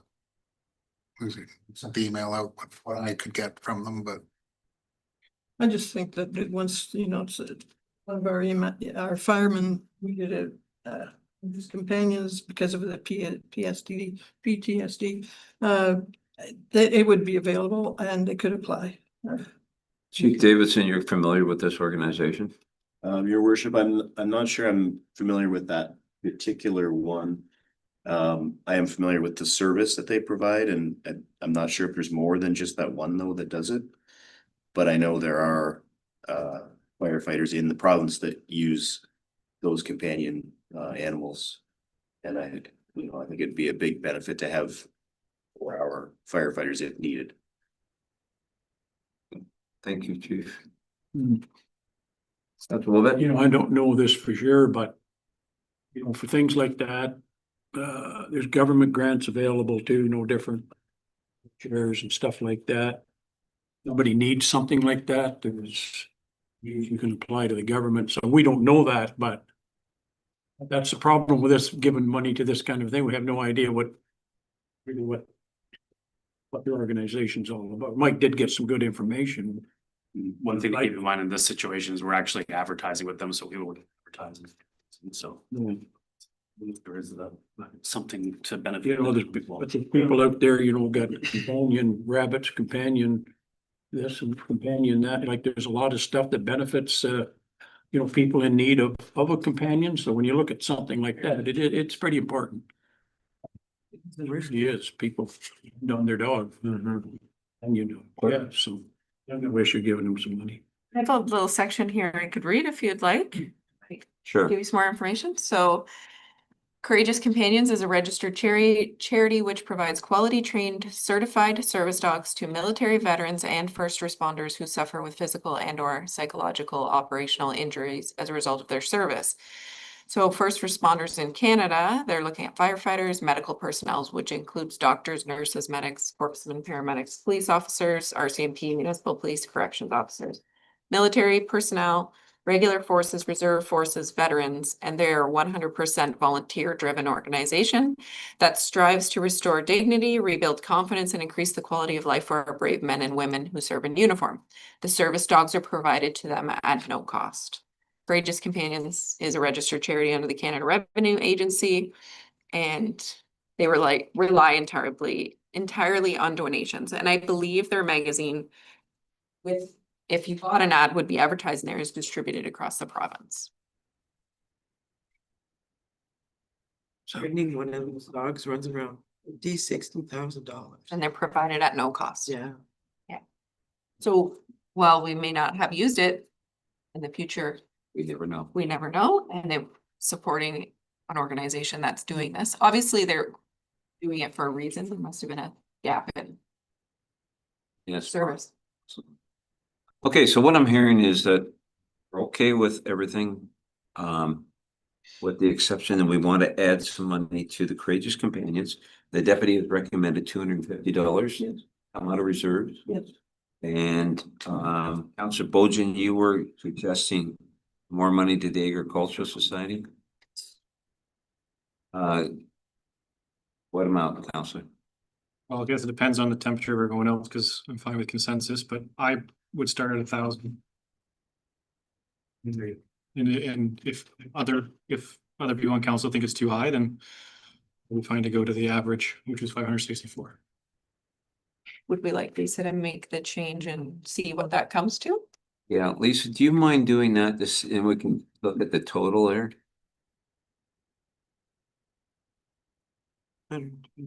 Totals in the top corner here. yeah, the dogs and It's coming from. all that reserve anyway. $10,000 less than what you get with it. Are we okay with that, council?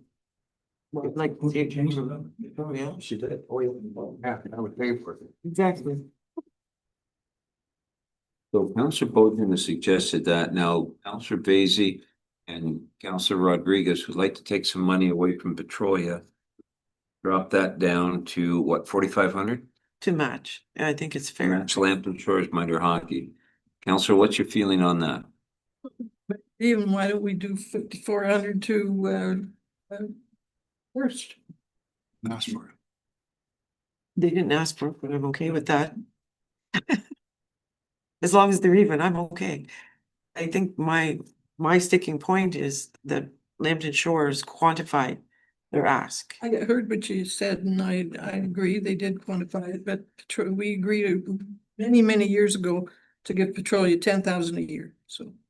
That, And again, one is their hockey association, one is the whole arena. And I appreciate that. But there's just no quantification, so. Yes.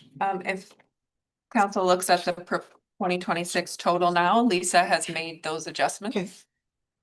Or she did, and then she took it out. So that's the two changes, sorry. That's with Deputy Mayor McEwen's suggestion of increasing Lambton Shores rather than decreasing Town of Petrolia. Oh, gotcha. I can show it the other way as well.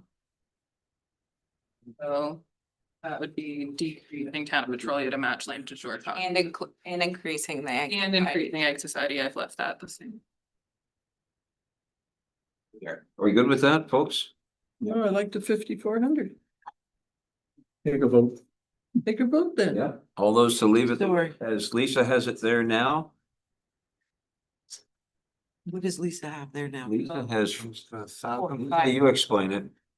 So the change that's showing right now is 5,400 to both Lambton Shores Minor Hockey and Town of Petrolia Arena, as well as 1,000 to the Agricultural Society, which brings your total just shy of 19,000 for all grants. That's 45, not She said 54. 54. Yeah, 45 and 45. So then if we did 54 and 54 instead, it brings the total to about 20,700. And I think that's what we're kind of deciding between right now is the total of 20,700 or the total of about 19,000. I'm okay with either. Okay. All those in favor of seeing it the way she has it at the board right now at 5,400? She's We got. changed it back. 45. Who's on first? It's only 3. Okay, let's see the hands, guys, for the way it is now. 1, 2, 3, 4. Okay. Going back to the 54. All those in favor of 54? Can I vote for both? How did we do that? Can you vote for both? Alex just. What are you doing over there? I was gonna vote for both, but I stopped. Councilor Bozian, Adjusted the first what one. do you really want? Answer She your suggested 54. I don't care as long as. I seen the majority of hands up. Was the difference and go 5,000? I'm fine with. Majority of hands, they said. I'll vote for this one. I'll vote for this one. I think because we're just running circles here. Yep. So are those in favor of the 5,400? Deputy. Okay, Have to. that's passed. 54, let's do it. Okay, let's take a 15-minute personal break. Those that are joining with us, we'll be back at 7 o'clock.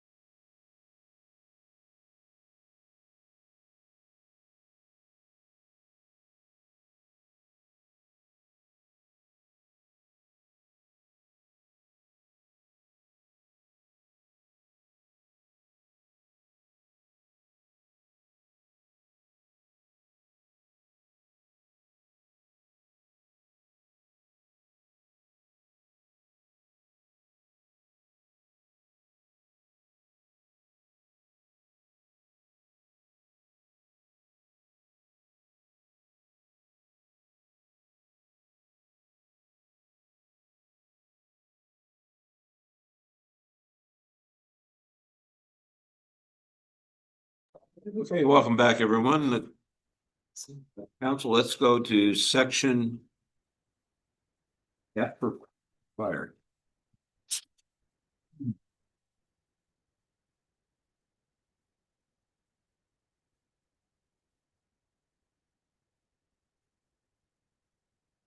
Any questions on this section?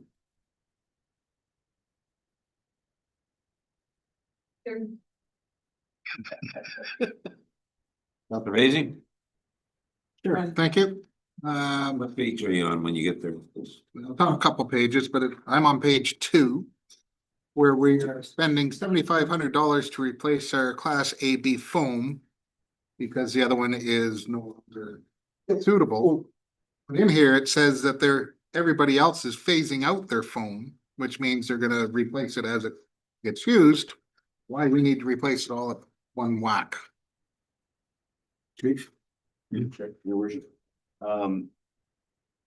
Yeah, so the foam is being phased out. It's been phased out in the United States. It's being phased out in the aviation world, and we just received confirmation that there is an entire phase out date for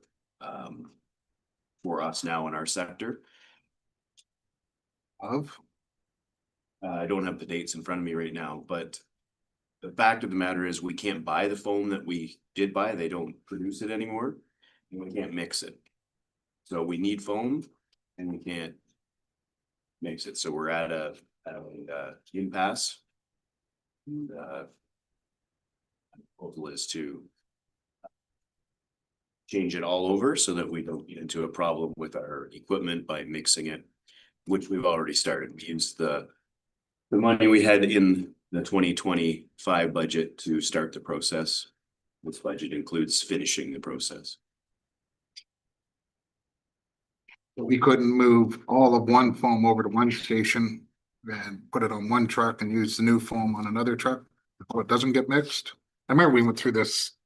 When we switched the last time, because it all. We had through the chair, if we had foam left, possibly, but we don't have any. That's where we're not, how much are we throwing out? I'm not throwing anything out. It's all. Okay, that's all I have. Thank you on that one. And if I may add, it was all used through training, through our process of using actually using the systems. And we recently found some problems with systems because we hadn't been using them. So that's a bit of a note to us going forward is you're well aware of Phone Pro systems. When they're not used, they start to. Yep, that's all I have on that section. Anybody else in this section? I'll just mention this. I'm not sure this is where we need to deal with it, but I've mentioned this before that like we get $40,000 from development charges. I would like to see that increased dramatically from development charges. We certainly are not keeping up in the fire department with their trucks and their reserves. So I think I'd like to see that somewhere along the line increase. Not sure what section we'll be talking about or when we do a development charge review, but we need to do something different to try to keep up with the fire department expenses. It's not working the way it is. Mr. Sabansky. So I believe the treasurer put as much development charges into your current budget as she had available for those specific purposes. The only way you can increase the amount collected from development charges is by amending your development charges bylaw, which we so happen will be bringing you to study and then the bylaw in the new year. So that would be the time to make sure that you are collecting sufficient development charges. I know the chief has been busy providing our consultant with appropriate information that was not available 5 years ago when we did this project.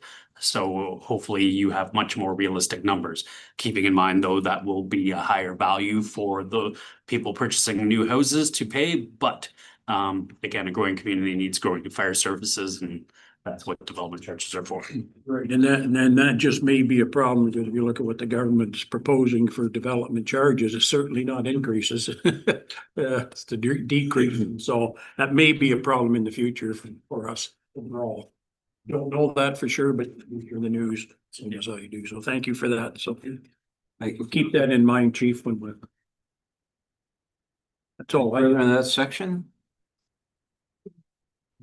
So he still has. well, he's still, The hell of a bunch on fire. I just. oh, okay. Sorry, Mike. We thought you were done. No, I'm just, One question. Go ahead. I know how you like to curtail Kristen. Now I'm on number 7, training. We get some kind of report. Where we stand on our training. I'm looking at it again, there's another 100,000 plus wages, 7. And if we go back to page 1, you can see we've spent close to $500,000 in training in the last 3 years, and we're still dumping money into it. I would like, is there anything, we're at, all we get is we're gonna meet the standard or whatever, 2026. We up to date? It just seems like every year we're spending $200,000-300,000 on training. You want more. Sure. By and large, we are in exceptionally good shape, which I know is what we've been saying for the last year, but to meet the July 1st, 2026 deadline. Shape, there's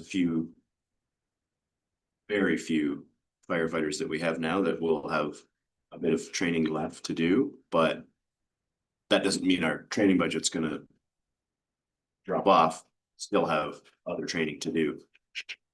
And deadlines, there's a July, or there's a 2028 deadline for all for the other standards. So there are other deadlines coming for training. Okay. You want me to keep going? I think you've got the floor at the moment. Okay, thank you. Page 8. Computer hardware. $2,000. Yeah.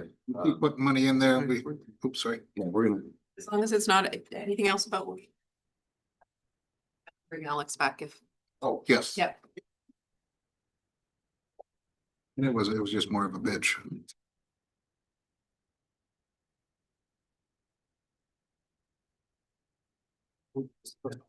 Okay. So I'm on page 8, general maintenance, computer hardware for 2,000. And I believe there's computers somewhere else in here that I found. Fire. So you're. We used $900 last year. And every year we're using $2,500. Like, how many computers? We gotta be catching up on that. so again, I would leave Treasury Department, the actuals are actually till October of 2025. We don't have the year totals yet.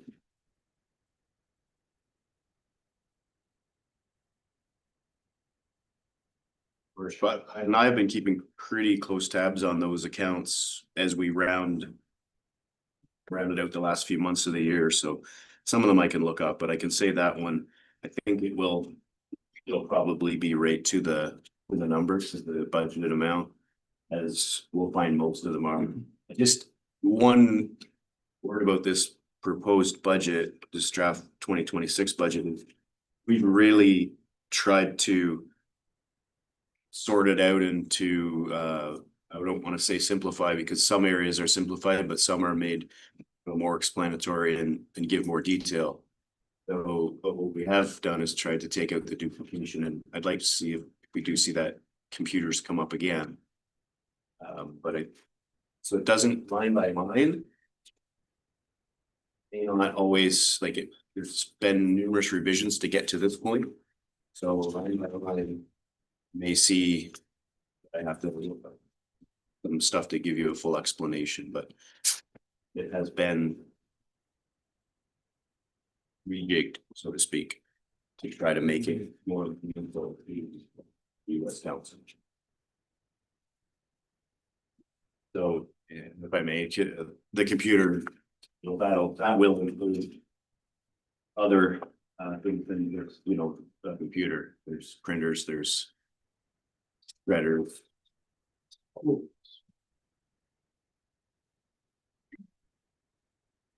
right, page 9, we're back to my gripe about the communication system.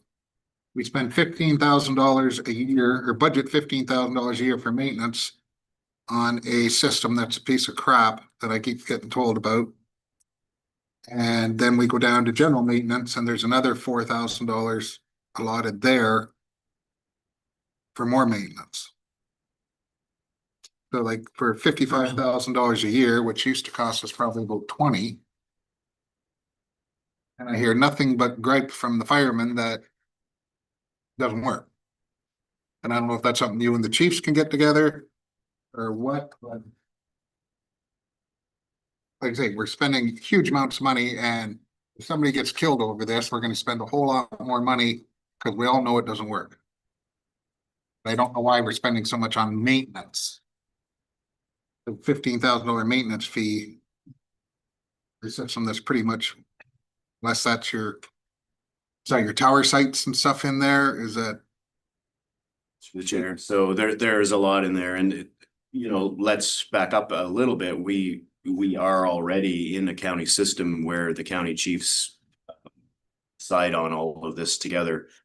And we are with some other bigger municipalities who have a little more stake in this, and will all drive where a lot of this goes. But I do sit on the dispatch committee with 3 of us that is trying to get some of this sorted out. But if it's working for the big ones. So the system does work. It's not a true statement to say that it doesn't work. It does work. We have some issues with it, which we're trying to address. We're not in the position to go off and get our own system. So we are working at a snail's pace with all of the other municipalities to make it work better now. And speaking specifically on maybe the dispatching side of that, but the other side of it, and you'll be familiar with this, is the hardware, the all of the towers and the hardware at those sites. And now we're into a life cycle management of those. So what I'm proposing, what we've asked for is that our communication provider gives us some dollar amount so that we can reserve money, you know, when that hardware has to be replaced. So we're not getting surprised by a $10,000 bill. We can maybe put a couple $1,000s a year on a life cycle plan. And I think that's a much better way to manage it. It was all bought at the same time, so. Right, so, and as much as I understand it right now, I think the end of this year replaced most of the equipment. Most of, I'm sure I'll hear about some that get replaced. Things have to be done, of course. I guess my biggest issue with it is when this system was going in, when I was there, it was the cream of the crop, work 100% everywhere, but there's no guarantees. And we bought into a system, and then they just kind of went, oh, that's as good as you're going to get. So when there's any other kind of contract like that, we would have went after them to make it work. Then they got sold, and I don't know how that works now. That Through the chair, to be fair, it was a system that was never designed to do what it does. I mean, was designed from the engineer that designed it, and we got stuck with it. all of the county departments wanted it to do this. So that's what sometimes there's a give and a take, and it's where we're at now, and all we can do is move forward. Yeah, we're stuck with it. Okay, I'm on page 10. What kind of testing is needed on extrication equipment for $3,500? Chair, so all of our extrication equipment, our spreaders, our cutters, our rams, our batteries, they all have to be tested annually. And they are tested. Okay, they have to be tested now? They were always supposed to be. Um. Let's deal with this one right now. Somewhere in this budget, we got a grant for $36,000. So where can we take $36,000 out of this? That should show as an income in here. I think we, The new grant that we just signed for, Yeah, then we just get a grant for, Not yet. we don't have it yet, but we've just. so that's next year's. Yeah. All right. Hold you to it.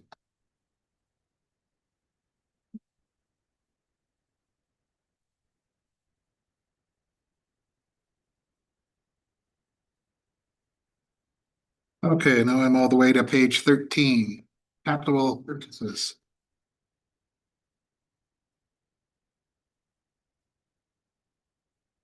Fire hall expenditures, what are we spending $50,000 on? First line.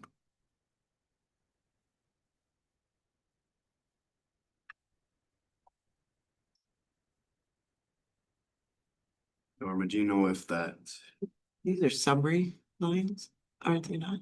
well, this all came together. There might have been some AODA in there.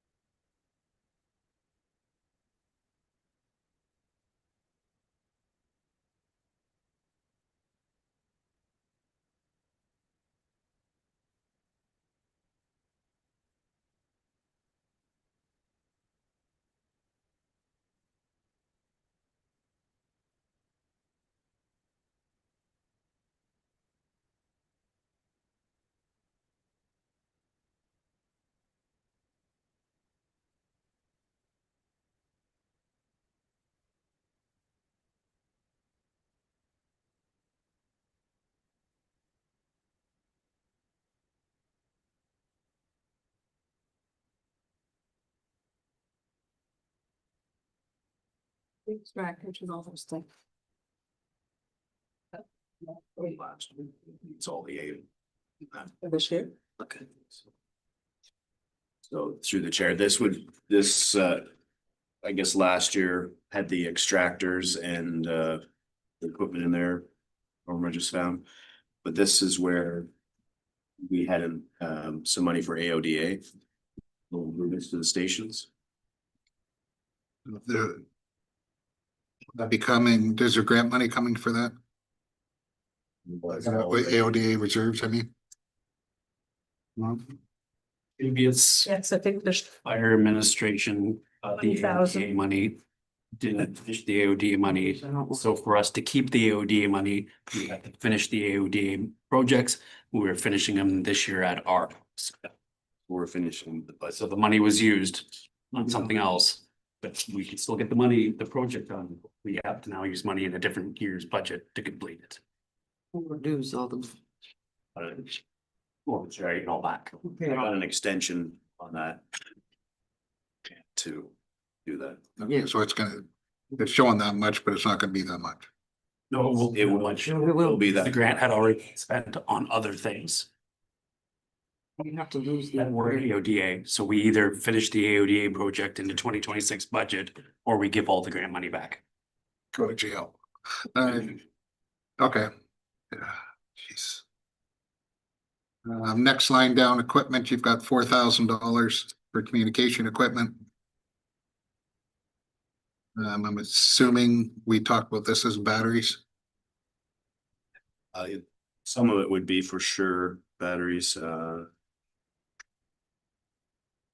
yeah, I think we did put all the communication in this new budget in just to that one line item where it came from a number of different areas before. And right at the bottom, what is this slow gen fire grant for 55,000? But that's what we call the fire protection grant. You apply for $55,000 this year, but we don't have that money yet. It's in and out. You'll see it. It's an in and out. See it in a revenue, so it just balances, so whatever. We'll get something, that number will adjust and so will a number in the revenue side. Yeah, thank you.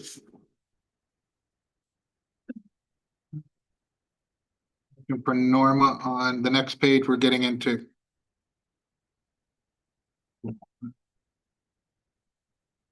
reserves. So shows here, we took 10,000 in from MTO. We know that's higher. We're budgeting 10, but we're dumping it all in there, right? So it comes in on revenue, then goes out in expense to the reserve. Yeah. But it's all going into reserve basically. You talked about the new fire station replacement cost.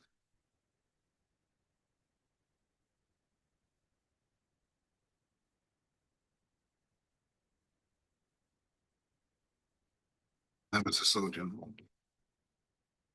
That one.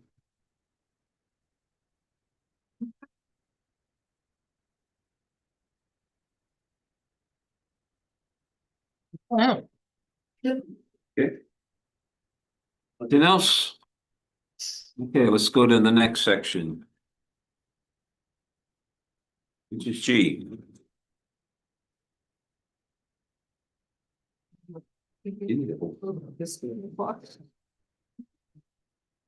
Automatic aid agreement with Lambton Shores. Any questions on this one? Councilor Rodriguez? Counselor. That's true. I did ask for it to be included with the fire budget. Mr. Spansky asked that that would be discussed right now. Yeah, council as a whole feels that the fire agreements should be part of the fire budget. That we can do that moving forward. It doesn't affect discussions today. It's a perception issue more than anything, because that all comes out of the same tax pot. But it would be more clear where your services are all condensed together. So Councilor Rodriguez and Councilor Basie has suggested that the agreements with our adjacent fire departments should be part of the fire budget. So next year, you'll see your general taxes go down, the moving of that, but you'll see the fire department go up, which then offsets each other.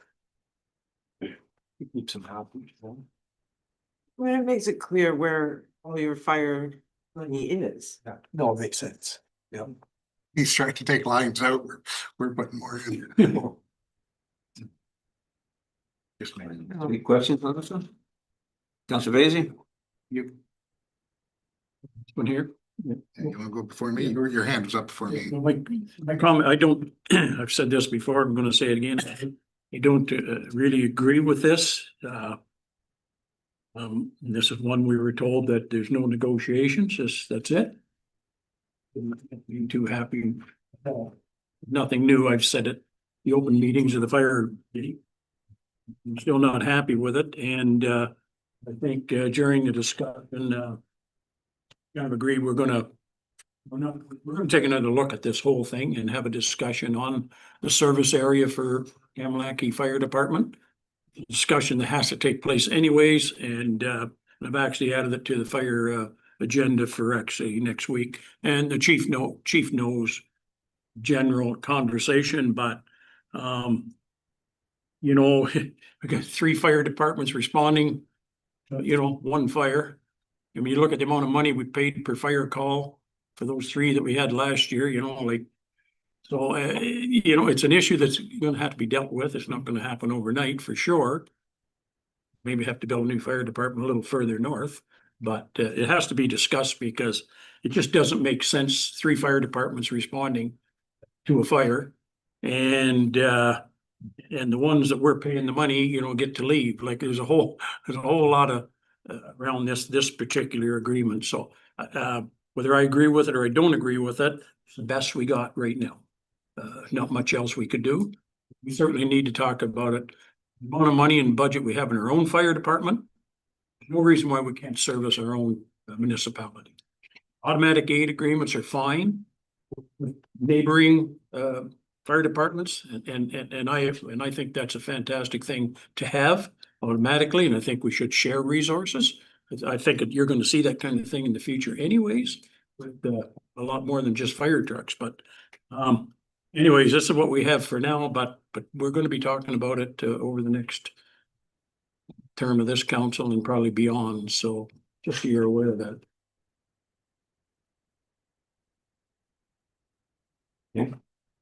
So busy. Thank you. I agree with Bob 100% that the amount of money we spend on our fire departments and then turn around and pay $20,000 to a neighboring department to a area that we can cover, we've proven we can cover it. We're in an era where they're talking about closing fire halls. We're all getting pinched. That $16,000 we're spending to do that little corner of the north would go right into a building fund for a new fire station in Kamlaki, which we know we have to, one's coming down the pipe eventually. And I don't agree with the fact that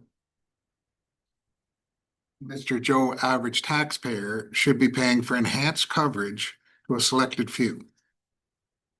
If it was policing and they wanted better policing, they would pay for it themselves. We're providing the base. If they want more than what we can provide, just like insurance, $126 a year is pretty cheap. If I live up in that area and I want Forrest to come to my house instead. To me, that to me makes sense. If they're gonna charge us so much a truck, I could probably agree to that. A 2,500 kind of thing that they're at the fire before us and use some of the resources before we take over, but I just don't, it started out this way before, inched its way up to, I think it was like 50 grand. We got mad back in the, was on the board. So they canceled it. And then there's big hoopla that they kept it open, but then we went down to Skilling and tried to charge them the same amount. They told us to stick it. And they're still doing it themselves. So Well, it's obviously something that will come back to the fire board and chief, I know there's some work that has to be done to get some figures and information before we can. So we look forward to that. how do we put it in the budget if we don't agree with it? We're not gonna pay it. You already passed the bylaw and signed an agreement, sir.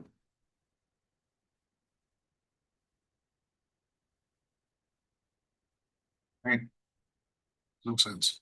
If I could just add to that, certainly appreciate the comments from both counselors and I think there's no doubt this is a level of service to that particular area. We know what area we're talking about here. It's the level of service there, and that is council's purview to set that level of service. I think we're at a point now where we move forward with providing enough data to council so that you can make that decision.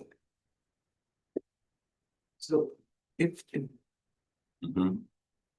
I believe what you're speaking to is the coverage area, and it's refining that coverage area where it's possible, where we can meet those established times.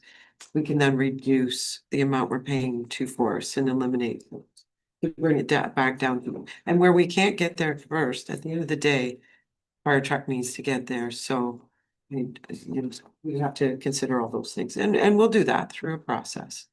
So we fully appreciate what you're saying and we'll work towards something. Council as a whole with progression may pass that by. It's quite obvious that council felt that they're put in a corner they didn't appreciate it. And the direction arising from that meeting was to the fire executive committee and staff to this coming year to sit down and look at whether that's alternative billing models, alternative areas, service areas, it'll all be looked at throughout this year. So, so again, we're back to the point where we're not sure we want to do it. It goes right back to the same thing with the Petrolia Arena. We're going to be 3 years figuring out when we're gonna quit this agreement. And then we have to give them 6 months, so then that'll put us back there. So now we're up to 2028, and we've spent another $100,000 on coverage.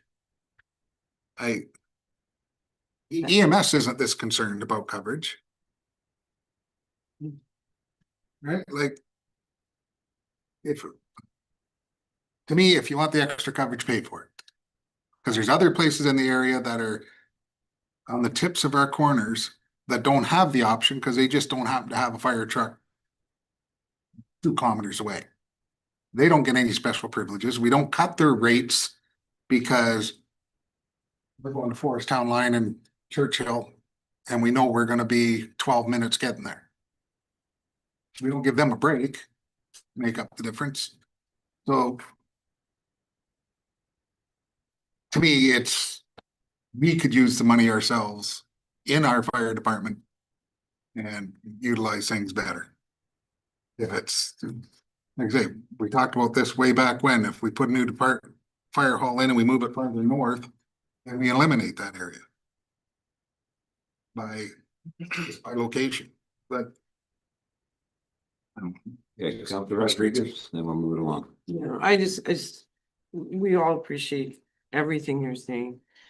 But at the end of the day, you can't just stop it right now without having some sort of public consultation, going through a whole process. So we need to get our ducks in a row to work towards whatever that new end goal is. So unfortunately, just to cut it off right here and now wouldn't be a good way to end relationships, so to speak. We're a year. There's a little bit. We're a year out again. I'm not gonna take 4 years. Stop.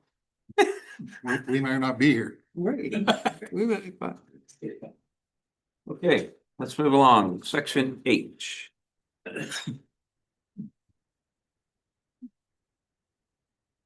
Policing. As we heard from our treasurer that the policing costs have increased.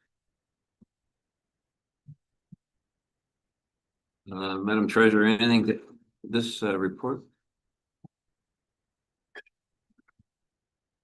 The report and we should budget, yes.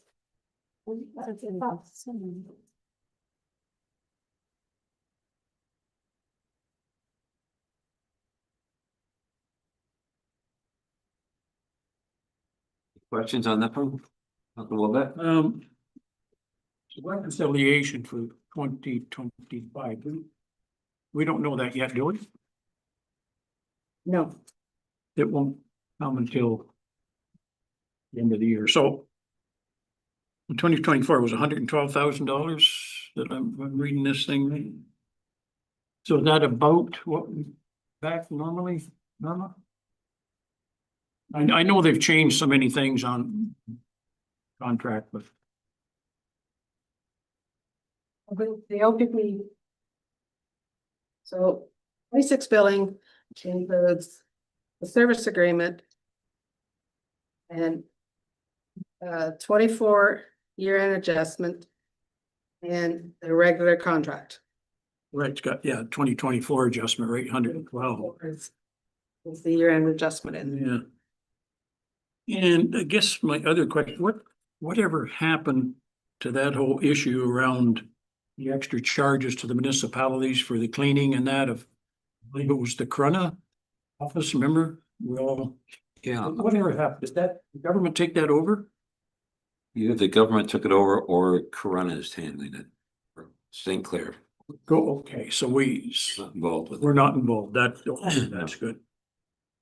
Okay, other than that, that's a good report, and really, when you look at our policing costs per household, it's not too bad. Really, when you think about it. Okay, that's all I have. Okay, thank you, Counselor. Anybody else?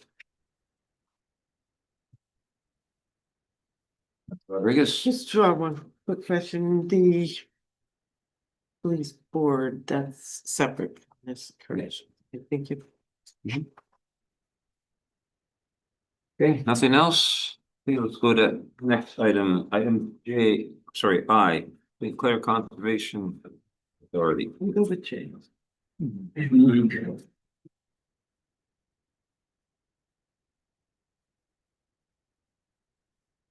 Well, we do know that things are changing there. Tremendously.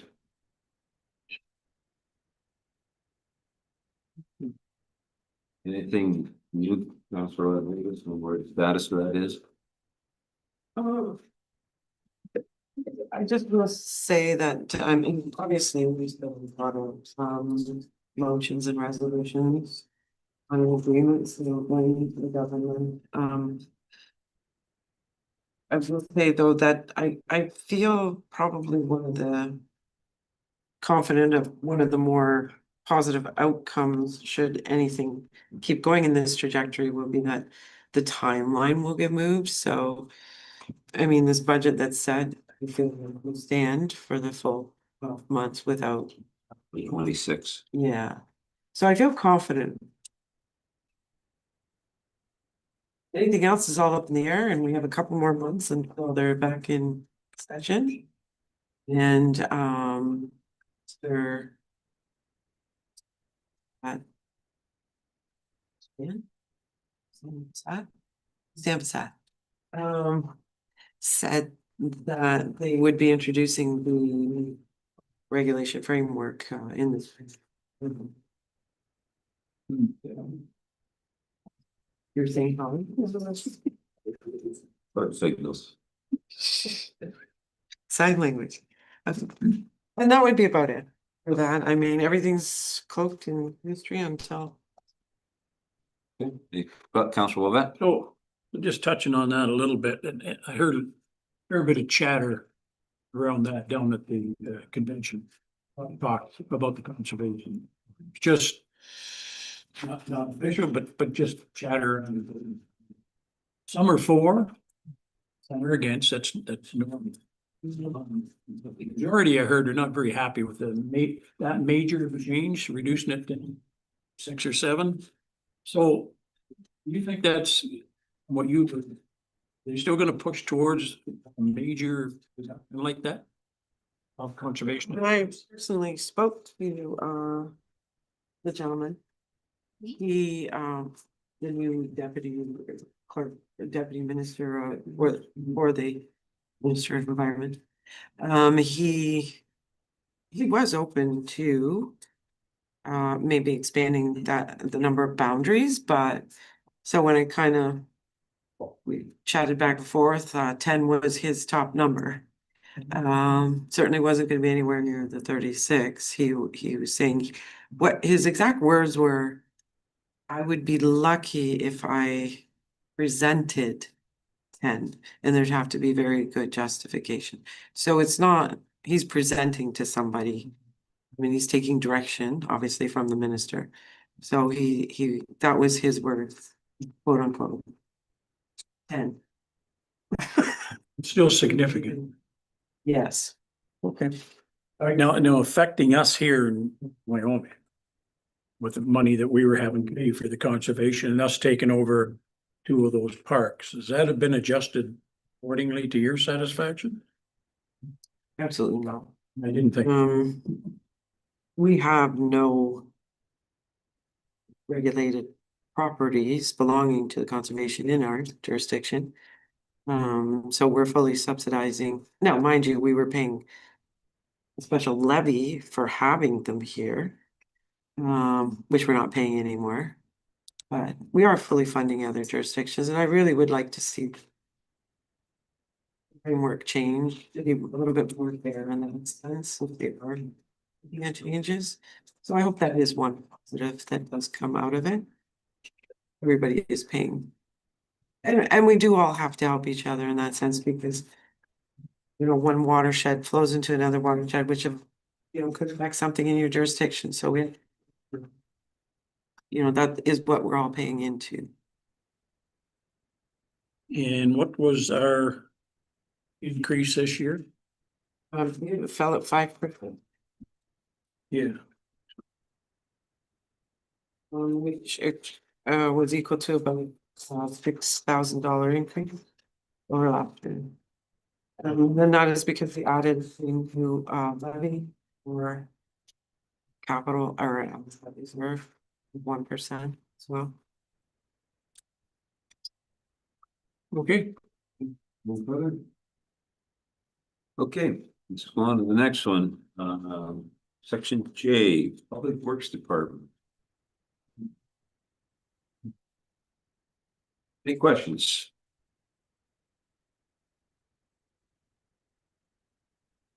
Voting. After, for the Lambton road resurfacing that was cost sharing with Sarnia. is The budget that we're approving, is that like a dealing, like if they get a quote that's coming back and they want more money, what happens then?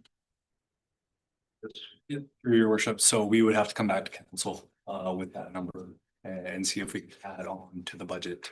They felt that that was pretty conservative, that number that they gave us, pretty confident. I ran the numbers myself and I felt the same way. So again, on the flip side, any savings we would spend less.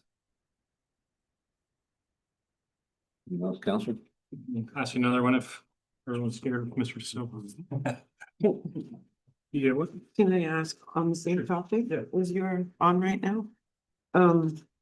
Was it ever looked at to, so my understanding is the Sarnia side is putting a trail along Winddaman, a little west, on Old Lake Shore into. Was there any thought given to our side and those costs might look like? So, Through your worship, it's problematic on our side because there's a deep roadside ditch, so we just don't have the land to accommodate that. Having on their side is a benefit, that people could still use it on their side, which is nice, but no, it just on our side, it just won't work. That's what I forgot. Thank you, sorry, thank you. Counselor Rosen. Yeah, so my other question, and again, I'll just throw it out there. I did confirm with Mr. De Silva when it comes to the Lakeshore Trail extension. Correct me if I'm wrong, but that's coming from the levy.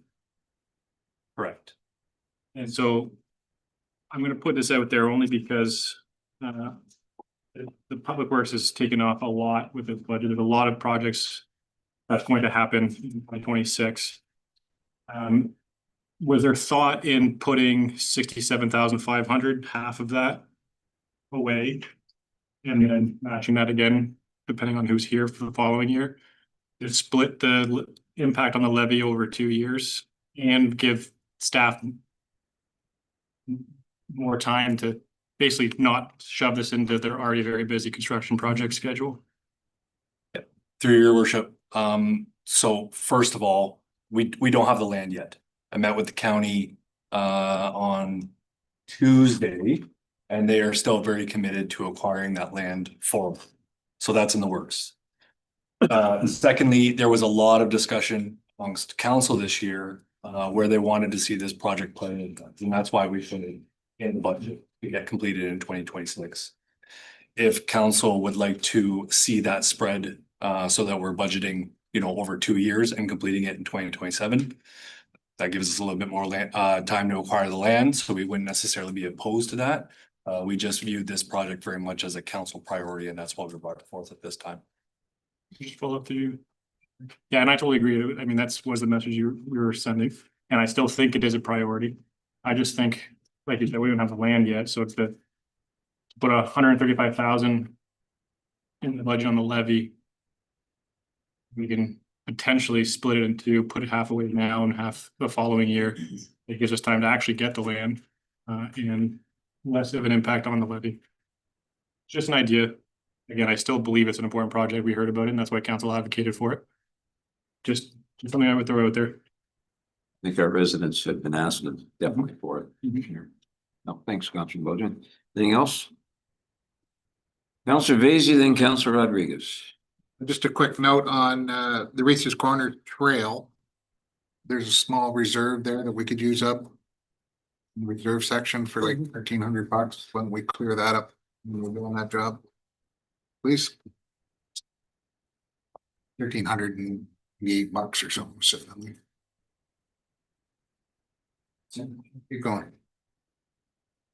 Now on page 6, we talk about replacing a pickup truck. And I got looking at the life cycle, and we do an 8-year life cycle on our pickups. Anyway, there any sense in extending that, prolonging that? I know I drive a 2016. And it works fine for me. I think if we had a year, we basically get a free truck every 10 years kind of thing. So, So through your worship, the fleet master plan is a guideline. We look at the trucks based on, how much they're costing us in maintenance, in terms of replacement. So it's not guaranteed that we're gonna replace a truck every single year. We'll look at how the trucks are performing. We currently have two 2014s, so they're 12 years old at this point. So we do need to start replacing those, but we certainly wouldn't replace a truck just because the plan says we need to. We would only replace a truck if we do Okay. actually need. That's exactly where I was going. Thank you.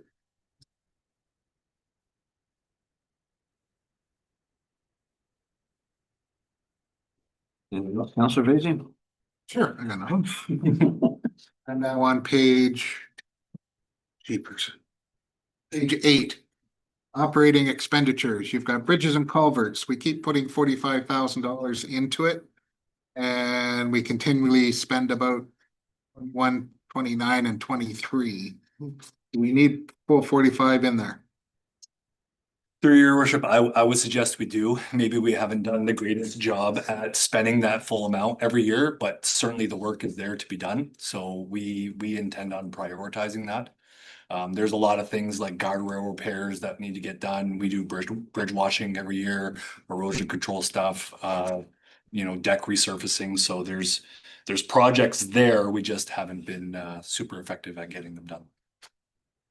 And therefore leaving $20,000 that goes to your reserve. Yeah, and I mean, these are October actuals. You might see that climb a little bit, and I would suggest that next year, when we're discussing budget again, you'll see that closer to 40.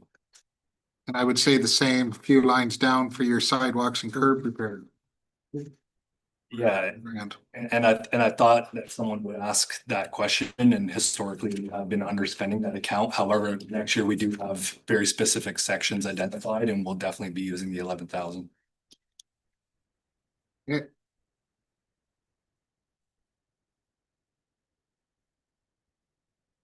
You want one or you want me to do another one? Well, you can continue. We're matching up pretty good so far. All the girls say that. Asset management, financial management, GIS for $25,000. And again, we budgeted 25, spent 8, 9. What page would you be on, Counselor? I'm page 9, sorry. Sorry, Overhead shop and miscellaneous. Asset management, financial management, GIS. Silva? Yeah, so that answer is twofold. We had intended to hire a student this year or last year, 2025, and we did, except they reneged on our offer. So their wages would have been coded to that line item. Secondly, with the new work order management system that we are proposing in the budget, there are yearly maintenance fees that will get spread out across multiple departments and multiple line items, and this is one of them. So the maintenance fees are approximately $25,000 a year. So you'll probably see 10,000 being borne by roads under this account. Okay.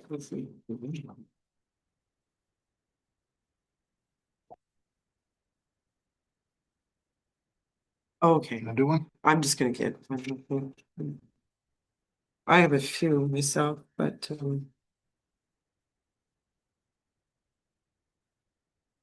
no, I swear I don't with those. On page 10. Which deals with revenue. Development charges. I'm not sure why we're putting such big numbers on those revenue lines when historically we're not even seeing them. Mr. Silva? Yeah. Your worship, so 12, so development charges. yeah, so That isn't revenue that we are proposing to receive from development. That is revenue to offset the Fleming Road reconstruction, which is paid in part by development charges that we currently have in the bank. So this is money coming from development. From our current development charge reserve. Okay. Perfect. So this is transfer from.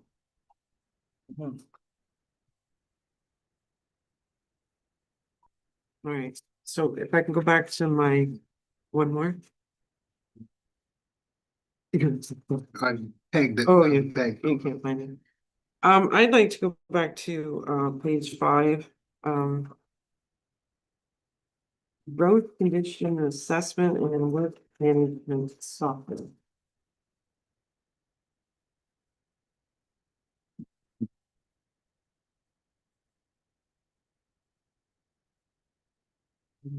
Everybody.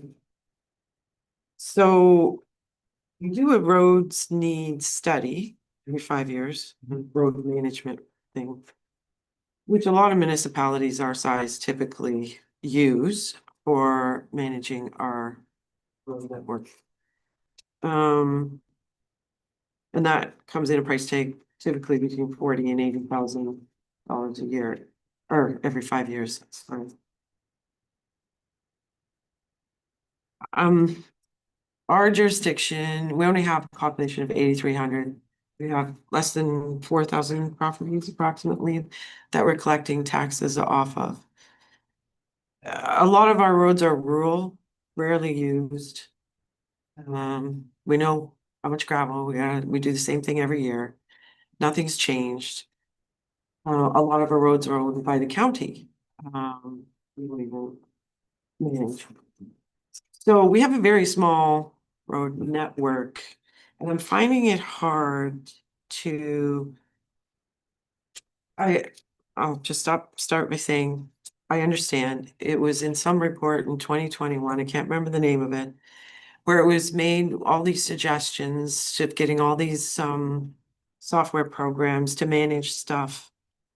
And I can appreciate that that's why it ended up going as getting tagged in development charges. Because of 2021, it was quite the boom. So, I mean, if you kept going at that pace, it would probably would have made sense. But that boom is clearly over. And for the foreseeable future, it's a pretty flat world out there. So I would like to have us consider whenever we do that, because I don't know how this all works still, is if we could defer this purchase at this time. The cost is going to be $80,000 every 5 years for a road needs update. I look at the road needs update from 2021, in which half those projects haven't even been done yet. So even if you spend another $82,000 on software and manage and do everything, which is all nice, it doesn't play out in real life necessarily, some of the stuff on it. The support fees for this software, which aren't listed in this year's budget, are going to be $25,600 a year for this. So by the time we add up this 80,000, this 82,000, this 25,600 a year, of which we see support fees go up with inflationary prices every year on top of that, you know, you're looking at around $900 a year or $900 per kilometer in road rehabilitation in these fees alone before we start doing anything, which is extremely expensive for a municipality this size.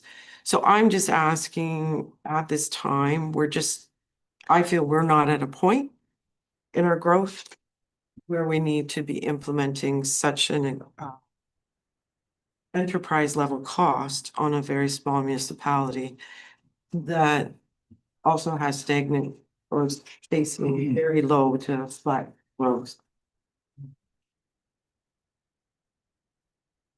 I don't know more about. Mr. De Silva? Through your worship.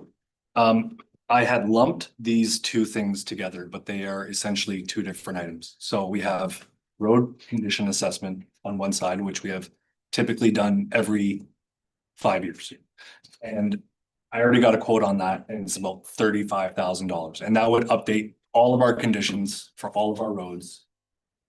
Reprioritize all of our projects, which feeds really, really nicely in our asset management plan. On the other side, we have the work management software that we're proposing. And that's a pretty powerful tool, because right now we're doing everything on paper.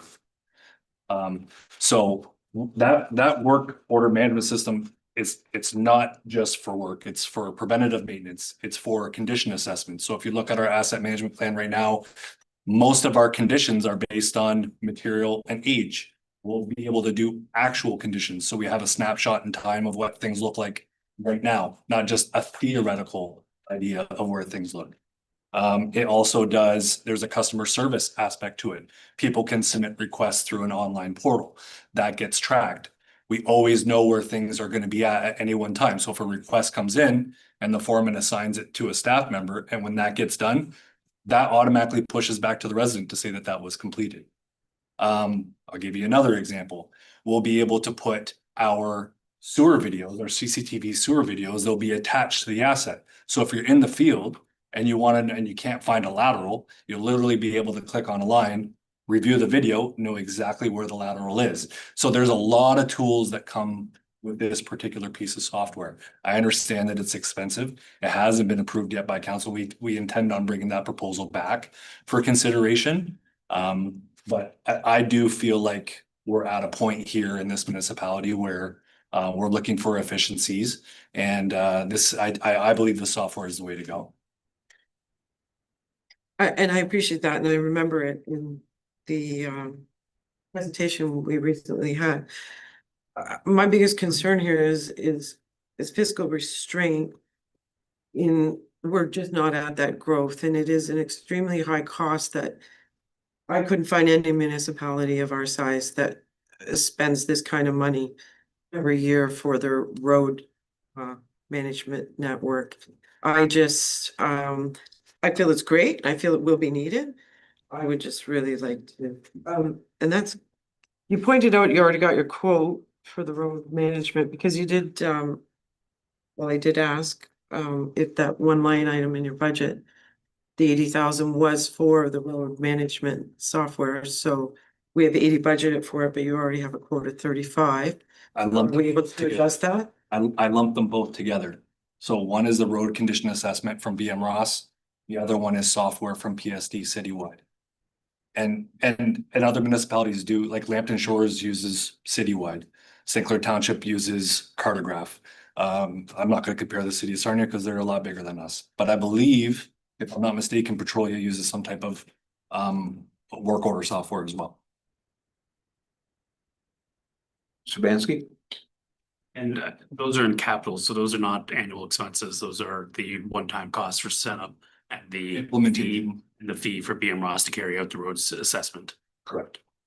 But there is a yearly fee, so we're clear, of about $25,000 for this software, which we are currently have operating budget for. There's a GIS and asset management line item in the roads department. There's one in water, one in sewer.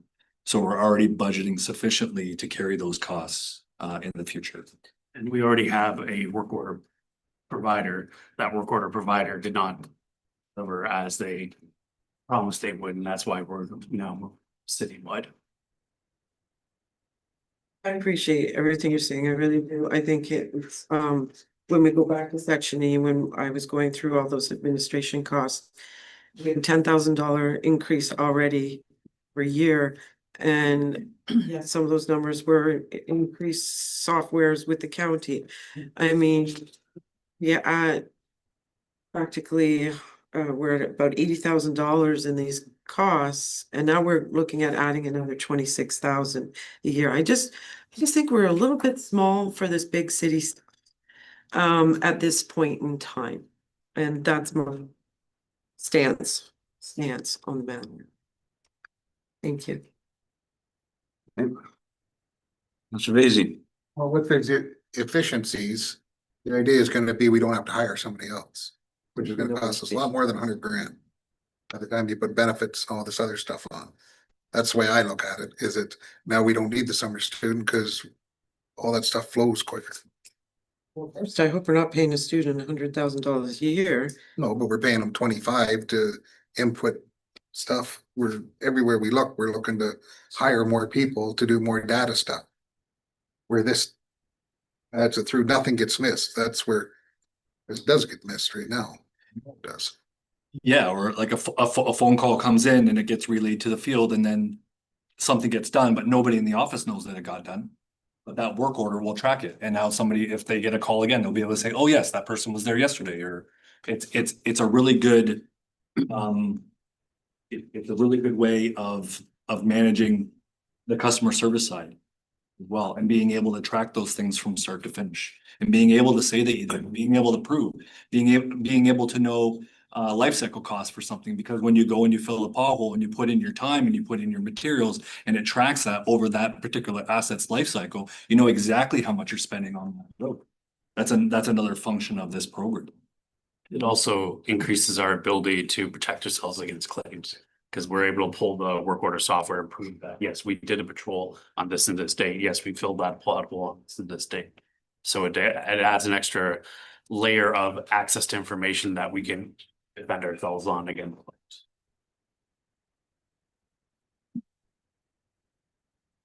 Anything else? Councilor Bowden? Go ahead, I'll make sure she. My only other thing was, and going back to why I want to split the Lakeshore Trail over 3 years.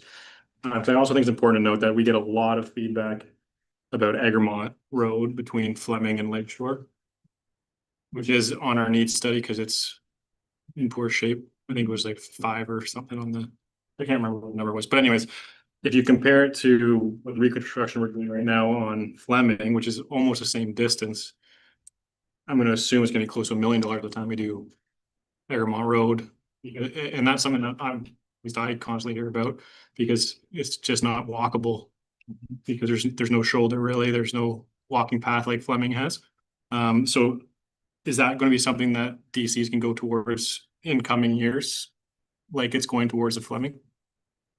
Yeah, through your worship, if that road is identified in the DC background study, then we could certainly leverage roads DCs to do it, and the cost will depend on what we decide we're going to do with that road, whether it needs to be constructed or whether it just needs to be rehabilitated.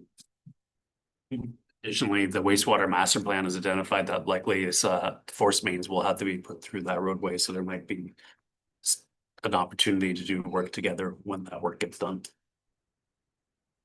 Councilor Vacy, back to you. Yes, I'm on page 10. We've got on here. Yes, we do.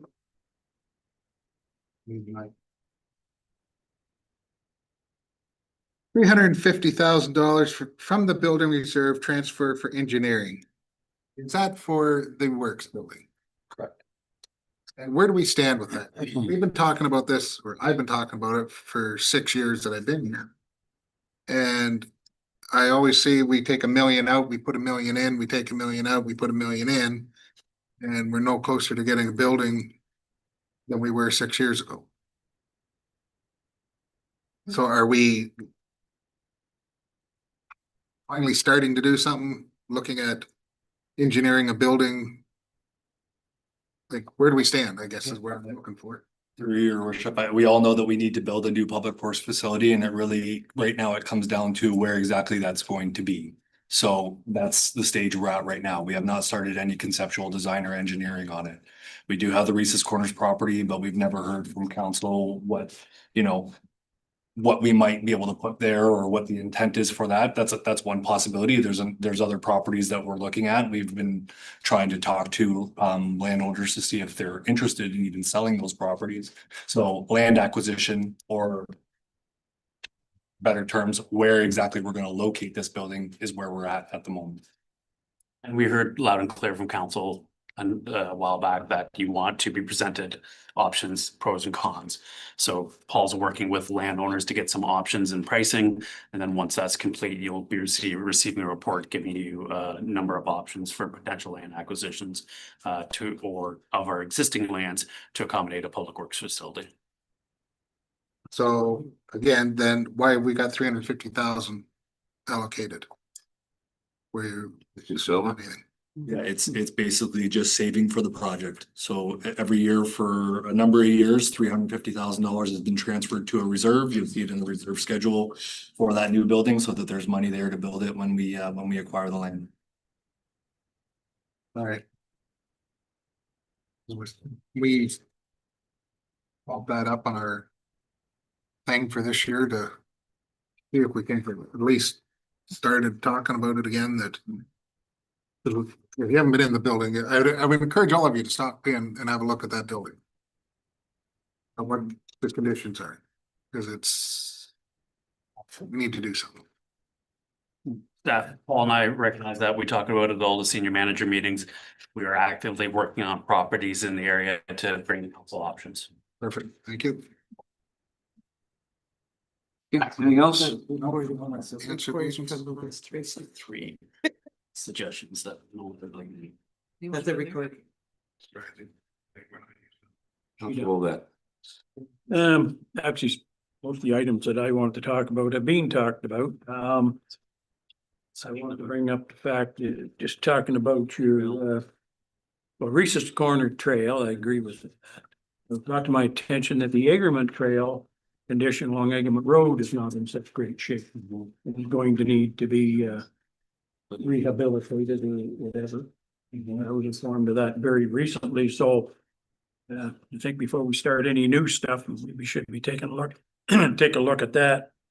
The other thing, and I haven't seen it lately, is the road need study. I know there's a lot of rural roads, including my own out there on Hillcrest, that really should have been resurfaced a long time ago, especially after they did all them repairs down in that ravine. And where the walking bridge across there. Yes. They beat the heck out of that road with those big stone trucks. I mean, George Street's all broken up. And I was told at the time that's gonna be taken care of. Don't worry about it. It will be, resurfaced as tar and chip, right? So, but there's lots of roads out there, especially in the rural area, we need to be looking at. I think last budget you said that you're looking at a lot of those, but I haven't seen a list of the roads that you're going to do because it says you haven't selected them yet. So, sure you're looking at all those type of roads? Silva? Yep, so your worship, acknowledging what you just said. We know that some of our rural roads are in poor condition. That's why we included $750,000 in this year's budget to do something about that. We'd like to wait until after the winter time so we can have a look at to see how the roads fared before we bring you with a list of roads that we want to do. Good, that's perfect, as long as you're thinking about it. Yeah, I don't, it's pretty well all been talked about there, and one thing though, Fleming Road from Rear Street to Queen, and Queen's another bad road, but there's gotta be some sewer stuff put in there too, I think, so. It isn't in that bad a shape compared to some of our other roads. Like, Silva? just my assessment. Yeah, and through your worship, you're not wrong. And we looked at it in a couple of different ways. One, that development is now completed there. It's the only part of Fleming that is not surfaced with asphalt, and it gets quite a bit of traffic. There is a missing pedestrian link through that section, so we want to complete the adjacent roadside trail there.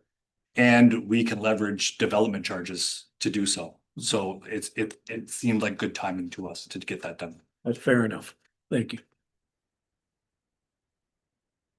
Deputy Council? Any questions? All good, all good. So Mr. Samansky, there's a couple items there that would come up in discussion on this one. Could you reflect? So the first item that was brought up for possible changes was the adjusting of the Lakeshore Trail connections to Kamlaki over a 2-year period.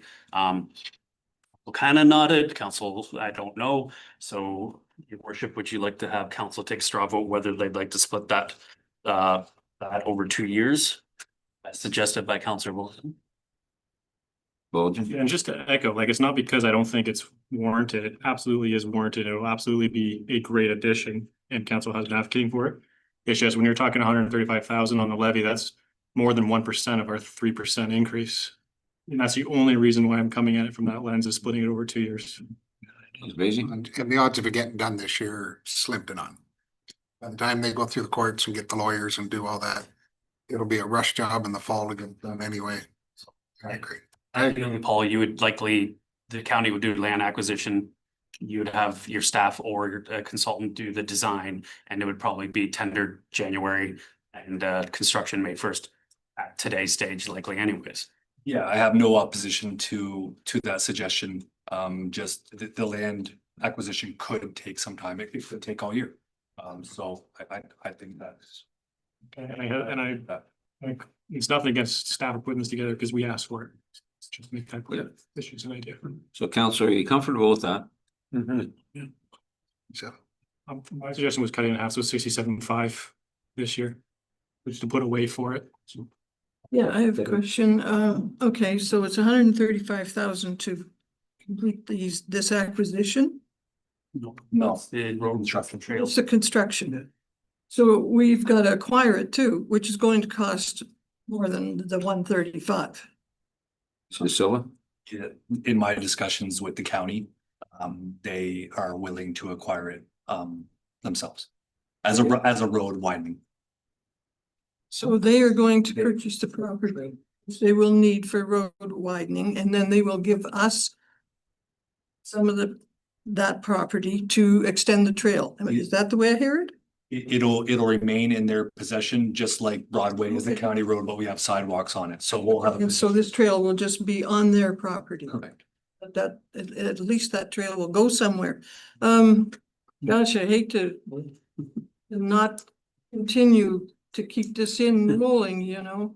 Yeah. If we stop now and don't even say anything about it, it's liable to get passed over.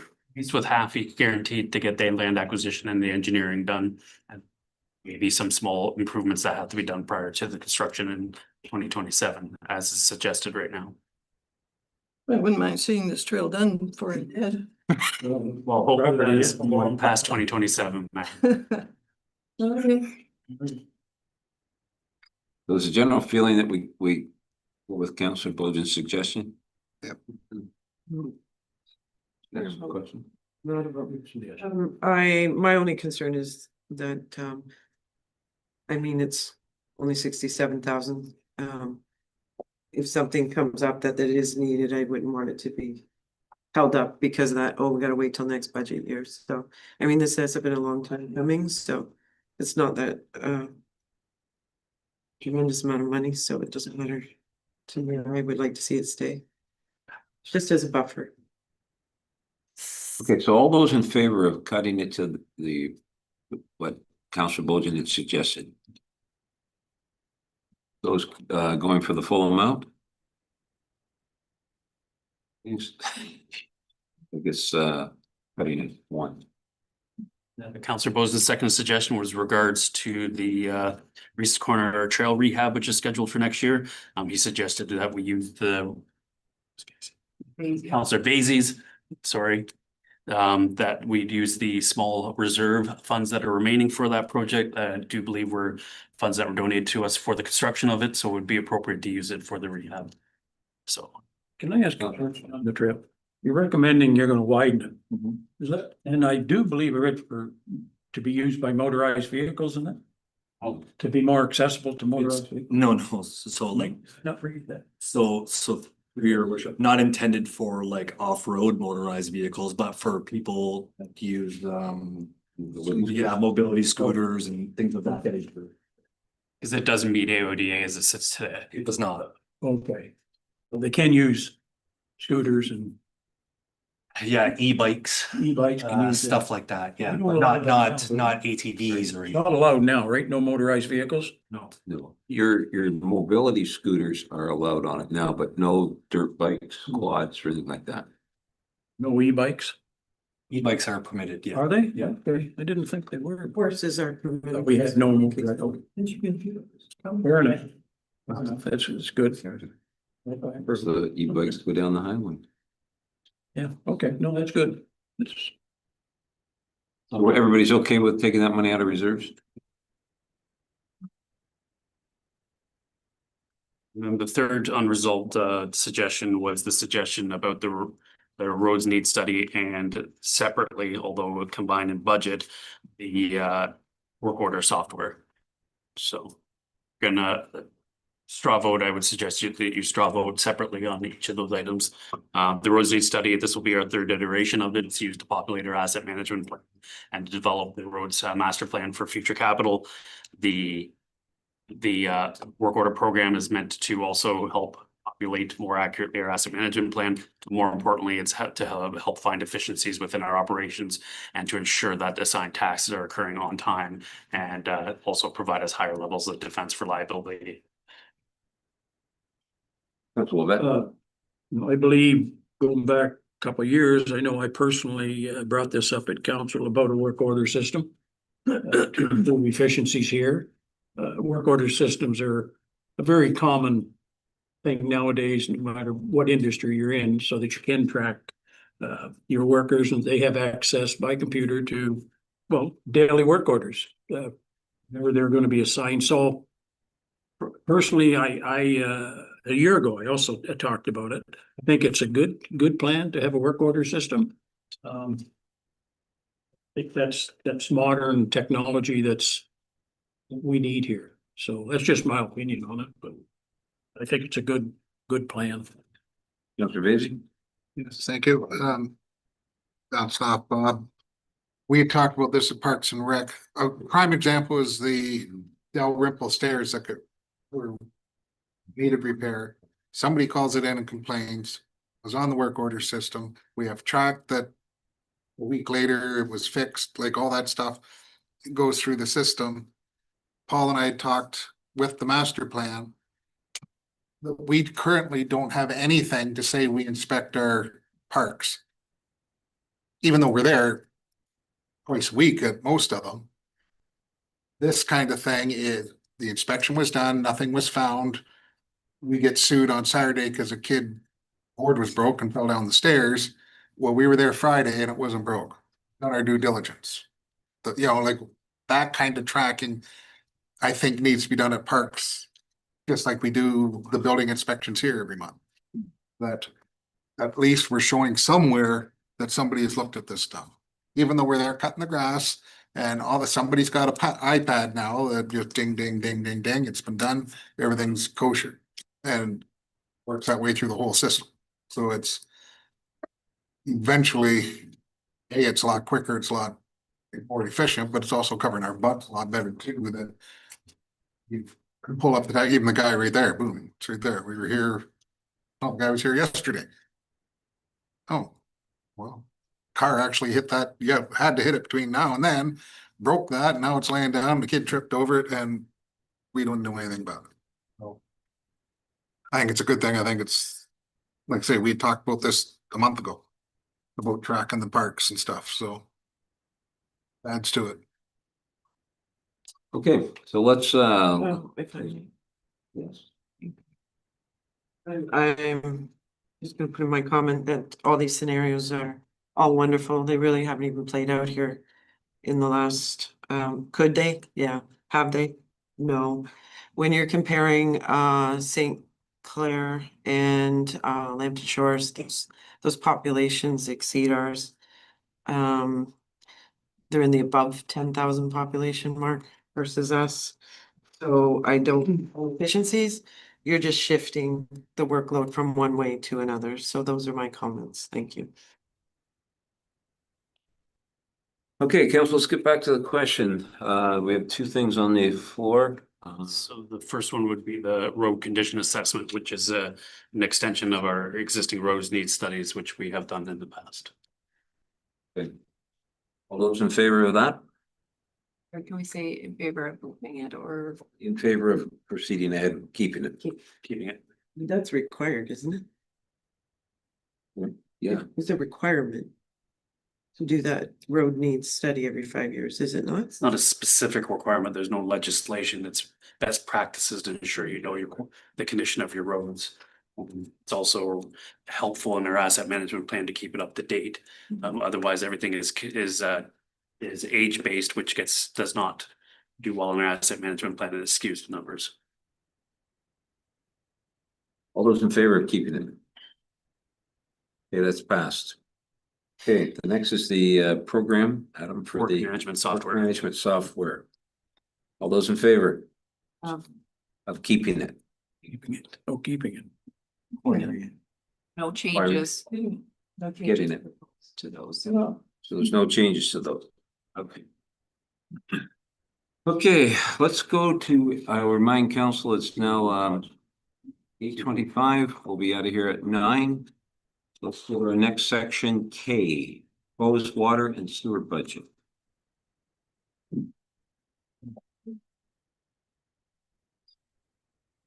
Section K would be, which is the first one, is your sewer budget. Okay. Any questions on sewers?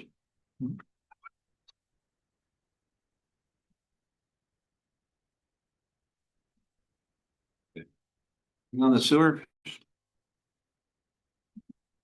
Hearing none? Go to the water budget. Anything underwater?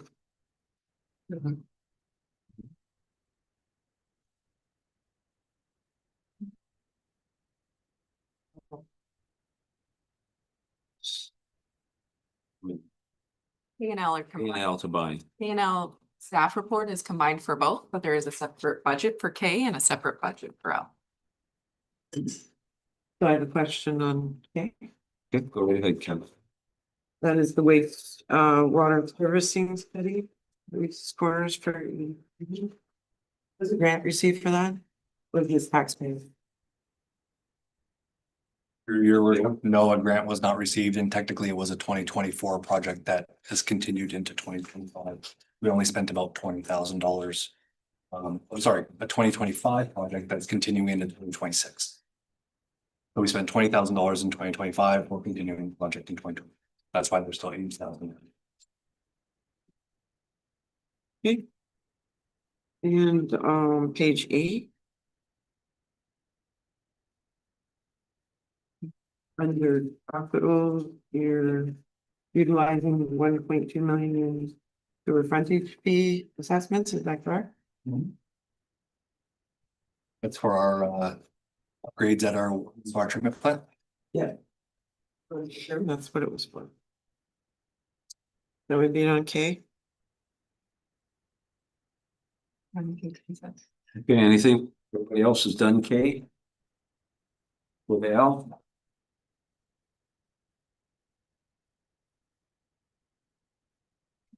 Anything under L?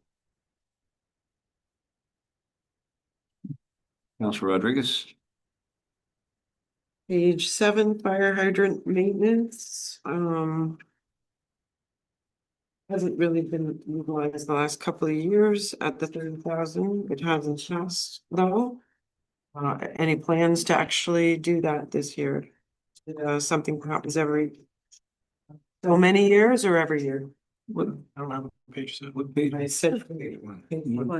Oh, I thought you said 7, I'm sorry. Yeah. I'm sorry. Find it even. Keep on guessing. Well, Just alert. Mr. De Silva. Yeah, through your worship. First of all, I think there might have been some misallocations there. So I think some of the hydrant maintenance might have went to distribution mains maintenance, so we'll look to readjust things. Secondly, the preferred contractor that we use to do a lot of this work tends to do all the work throughout the course of the year and then send you a pile of invoices in December.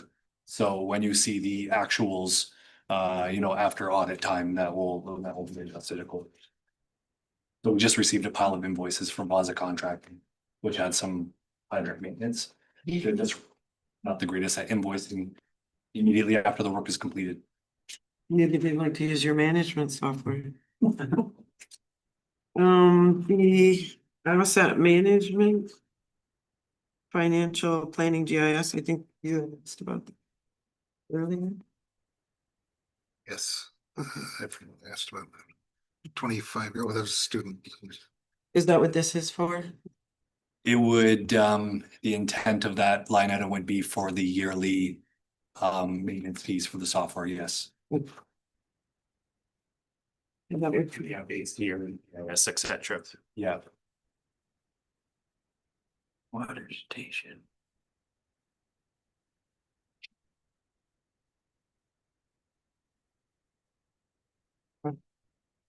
For me, That's it for you. Anybody else? Questions in that section? Okay, time to go to M. Environmental.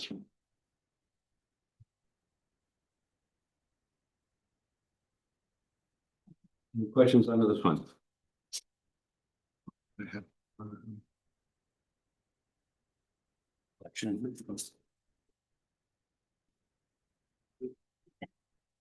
Amazing. M. I'm just on page 3, but it's a general question that. Does this reflect the new contract? Yes. New contract, why is there a $30,000? Sorry, $15,000 fuel surcharge? Gonna be added. That's included in their contract. We pay for the fuel. Over and above. Okay. So it's not gonna be added to the line.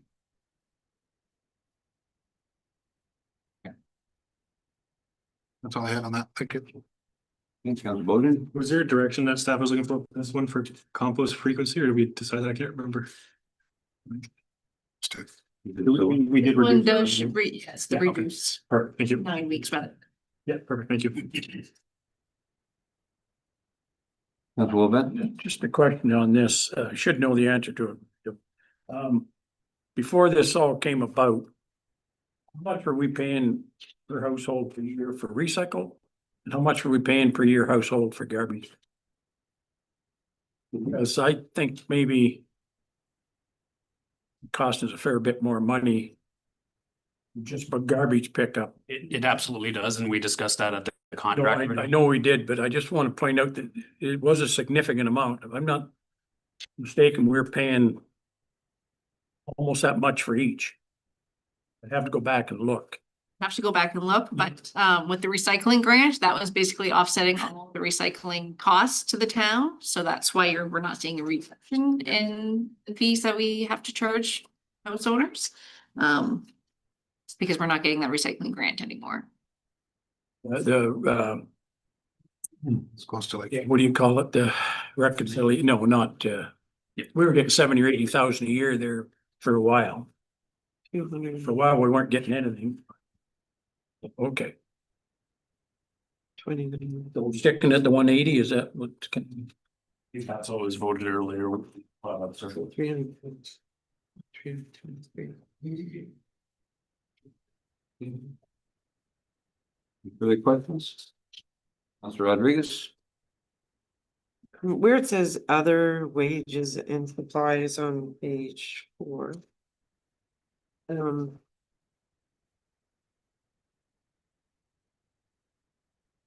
not seeing it on page 3. What is it for?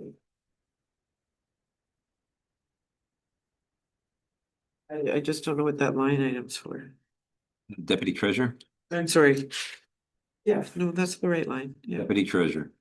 Worship, that's part of the wages of the staff are allocated to the garbage budget, so. Everybody's part of everybody's wages, anybody who has anything to do with garbage, they're all allocated to different departments, so that's the garbage. Previously recycling's portion.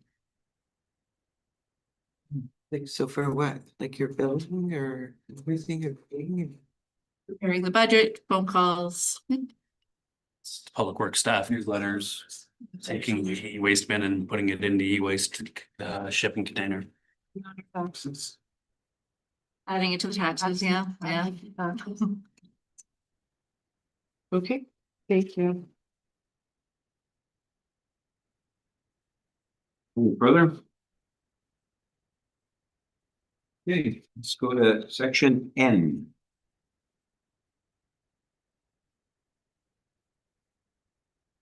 Cemetery. Any questions from the cemetery? Beautiful. Councilor Vacy?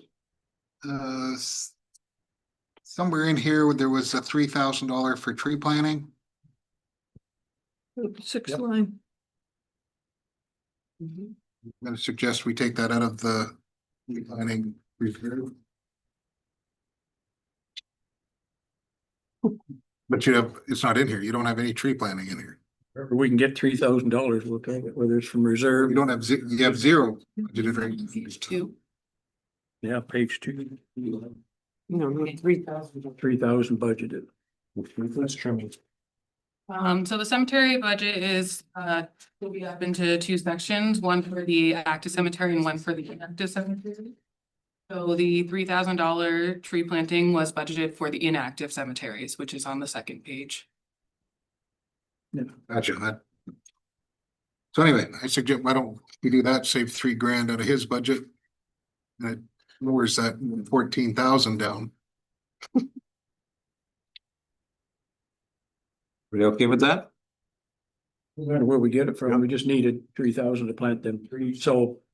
I figured at the time we'd have an argument with Parks on taking any of their tree money, so we put it No, in. that's what it's for trees, but Yeah, that's what I'm suggesting. it's just nice to be asked, that's all. So we're asking nicely today, maybe we better up that a little bit, Parks is willing to give you $3,000 to plant some trees. Accepted. Take it before he changes his mind. If everybody else agrees to it. Okay. So was that just in and out in the budget speaking? Yeah, so to lower your. Reserves and it balances out, right? This won't reduce the overall budget, will it?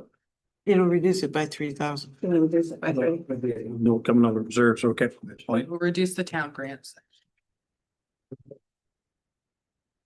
Fair enough. Okay. Yep.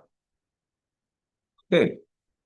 All right, council, let's take a pause. We're going to stop this evening. We have a very late schedule on our regular council meeting, our next council meeting, which is next Wednesday, I believe. Folks. We will pick it up from there. We've been here solidly for 5 o'clock.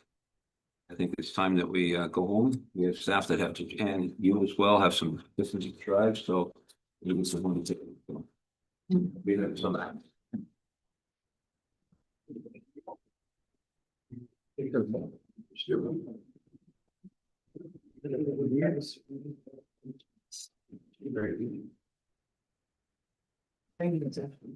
So far, we've cut $81,800 up. But Motion. We got 81.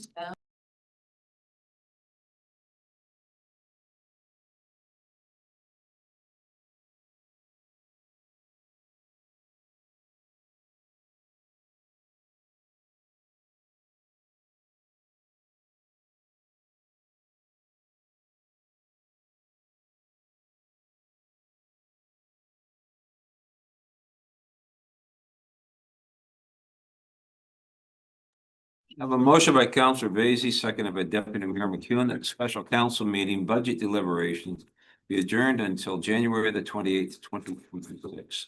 All those in favor? Carried.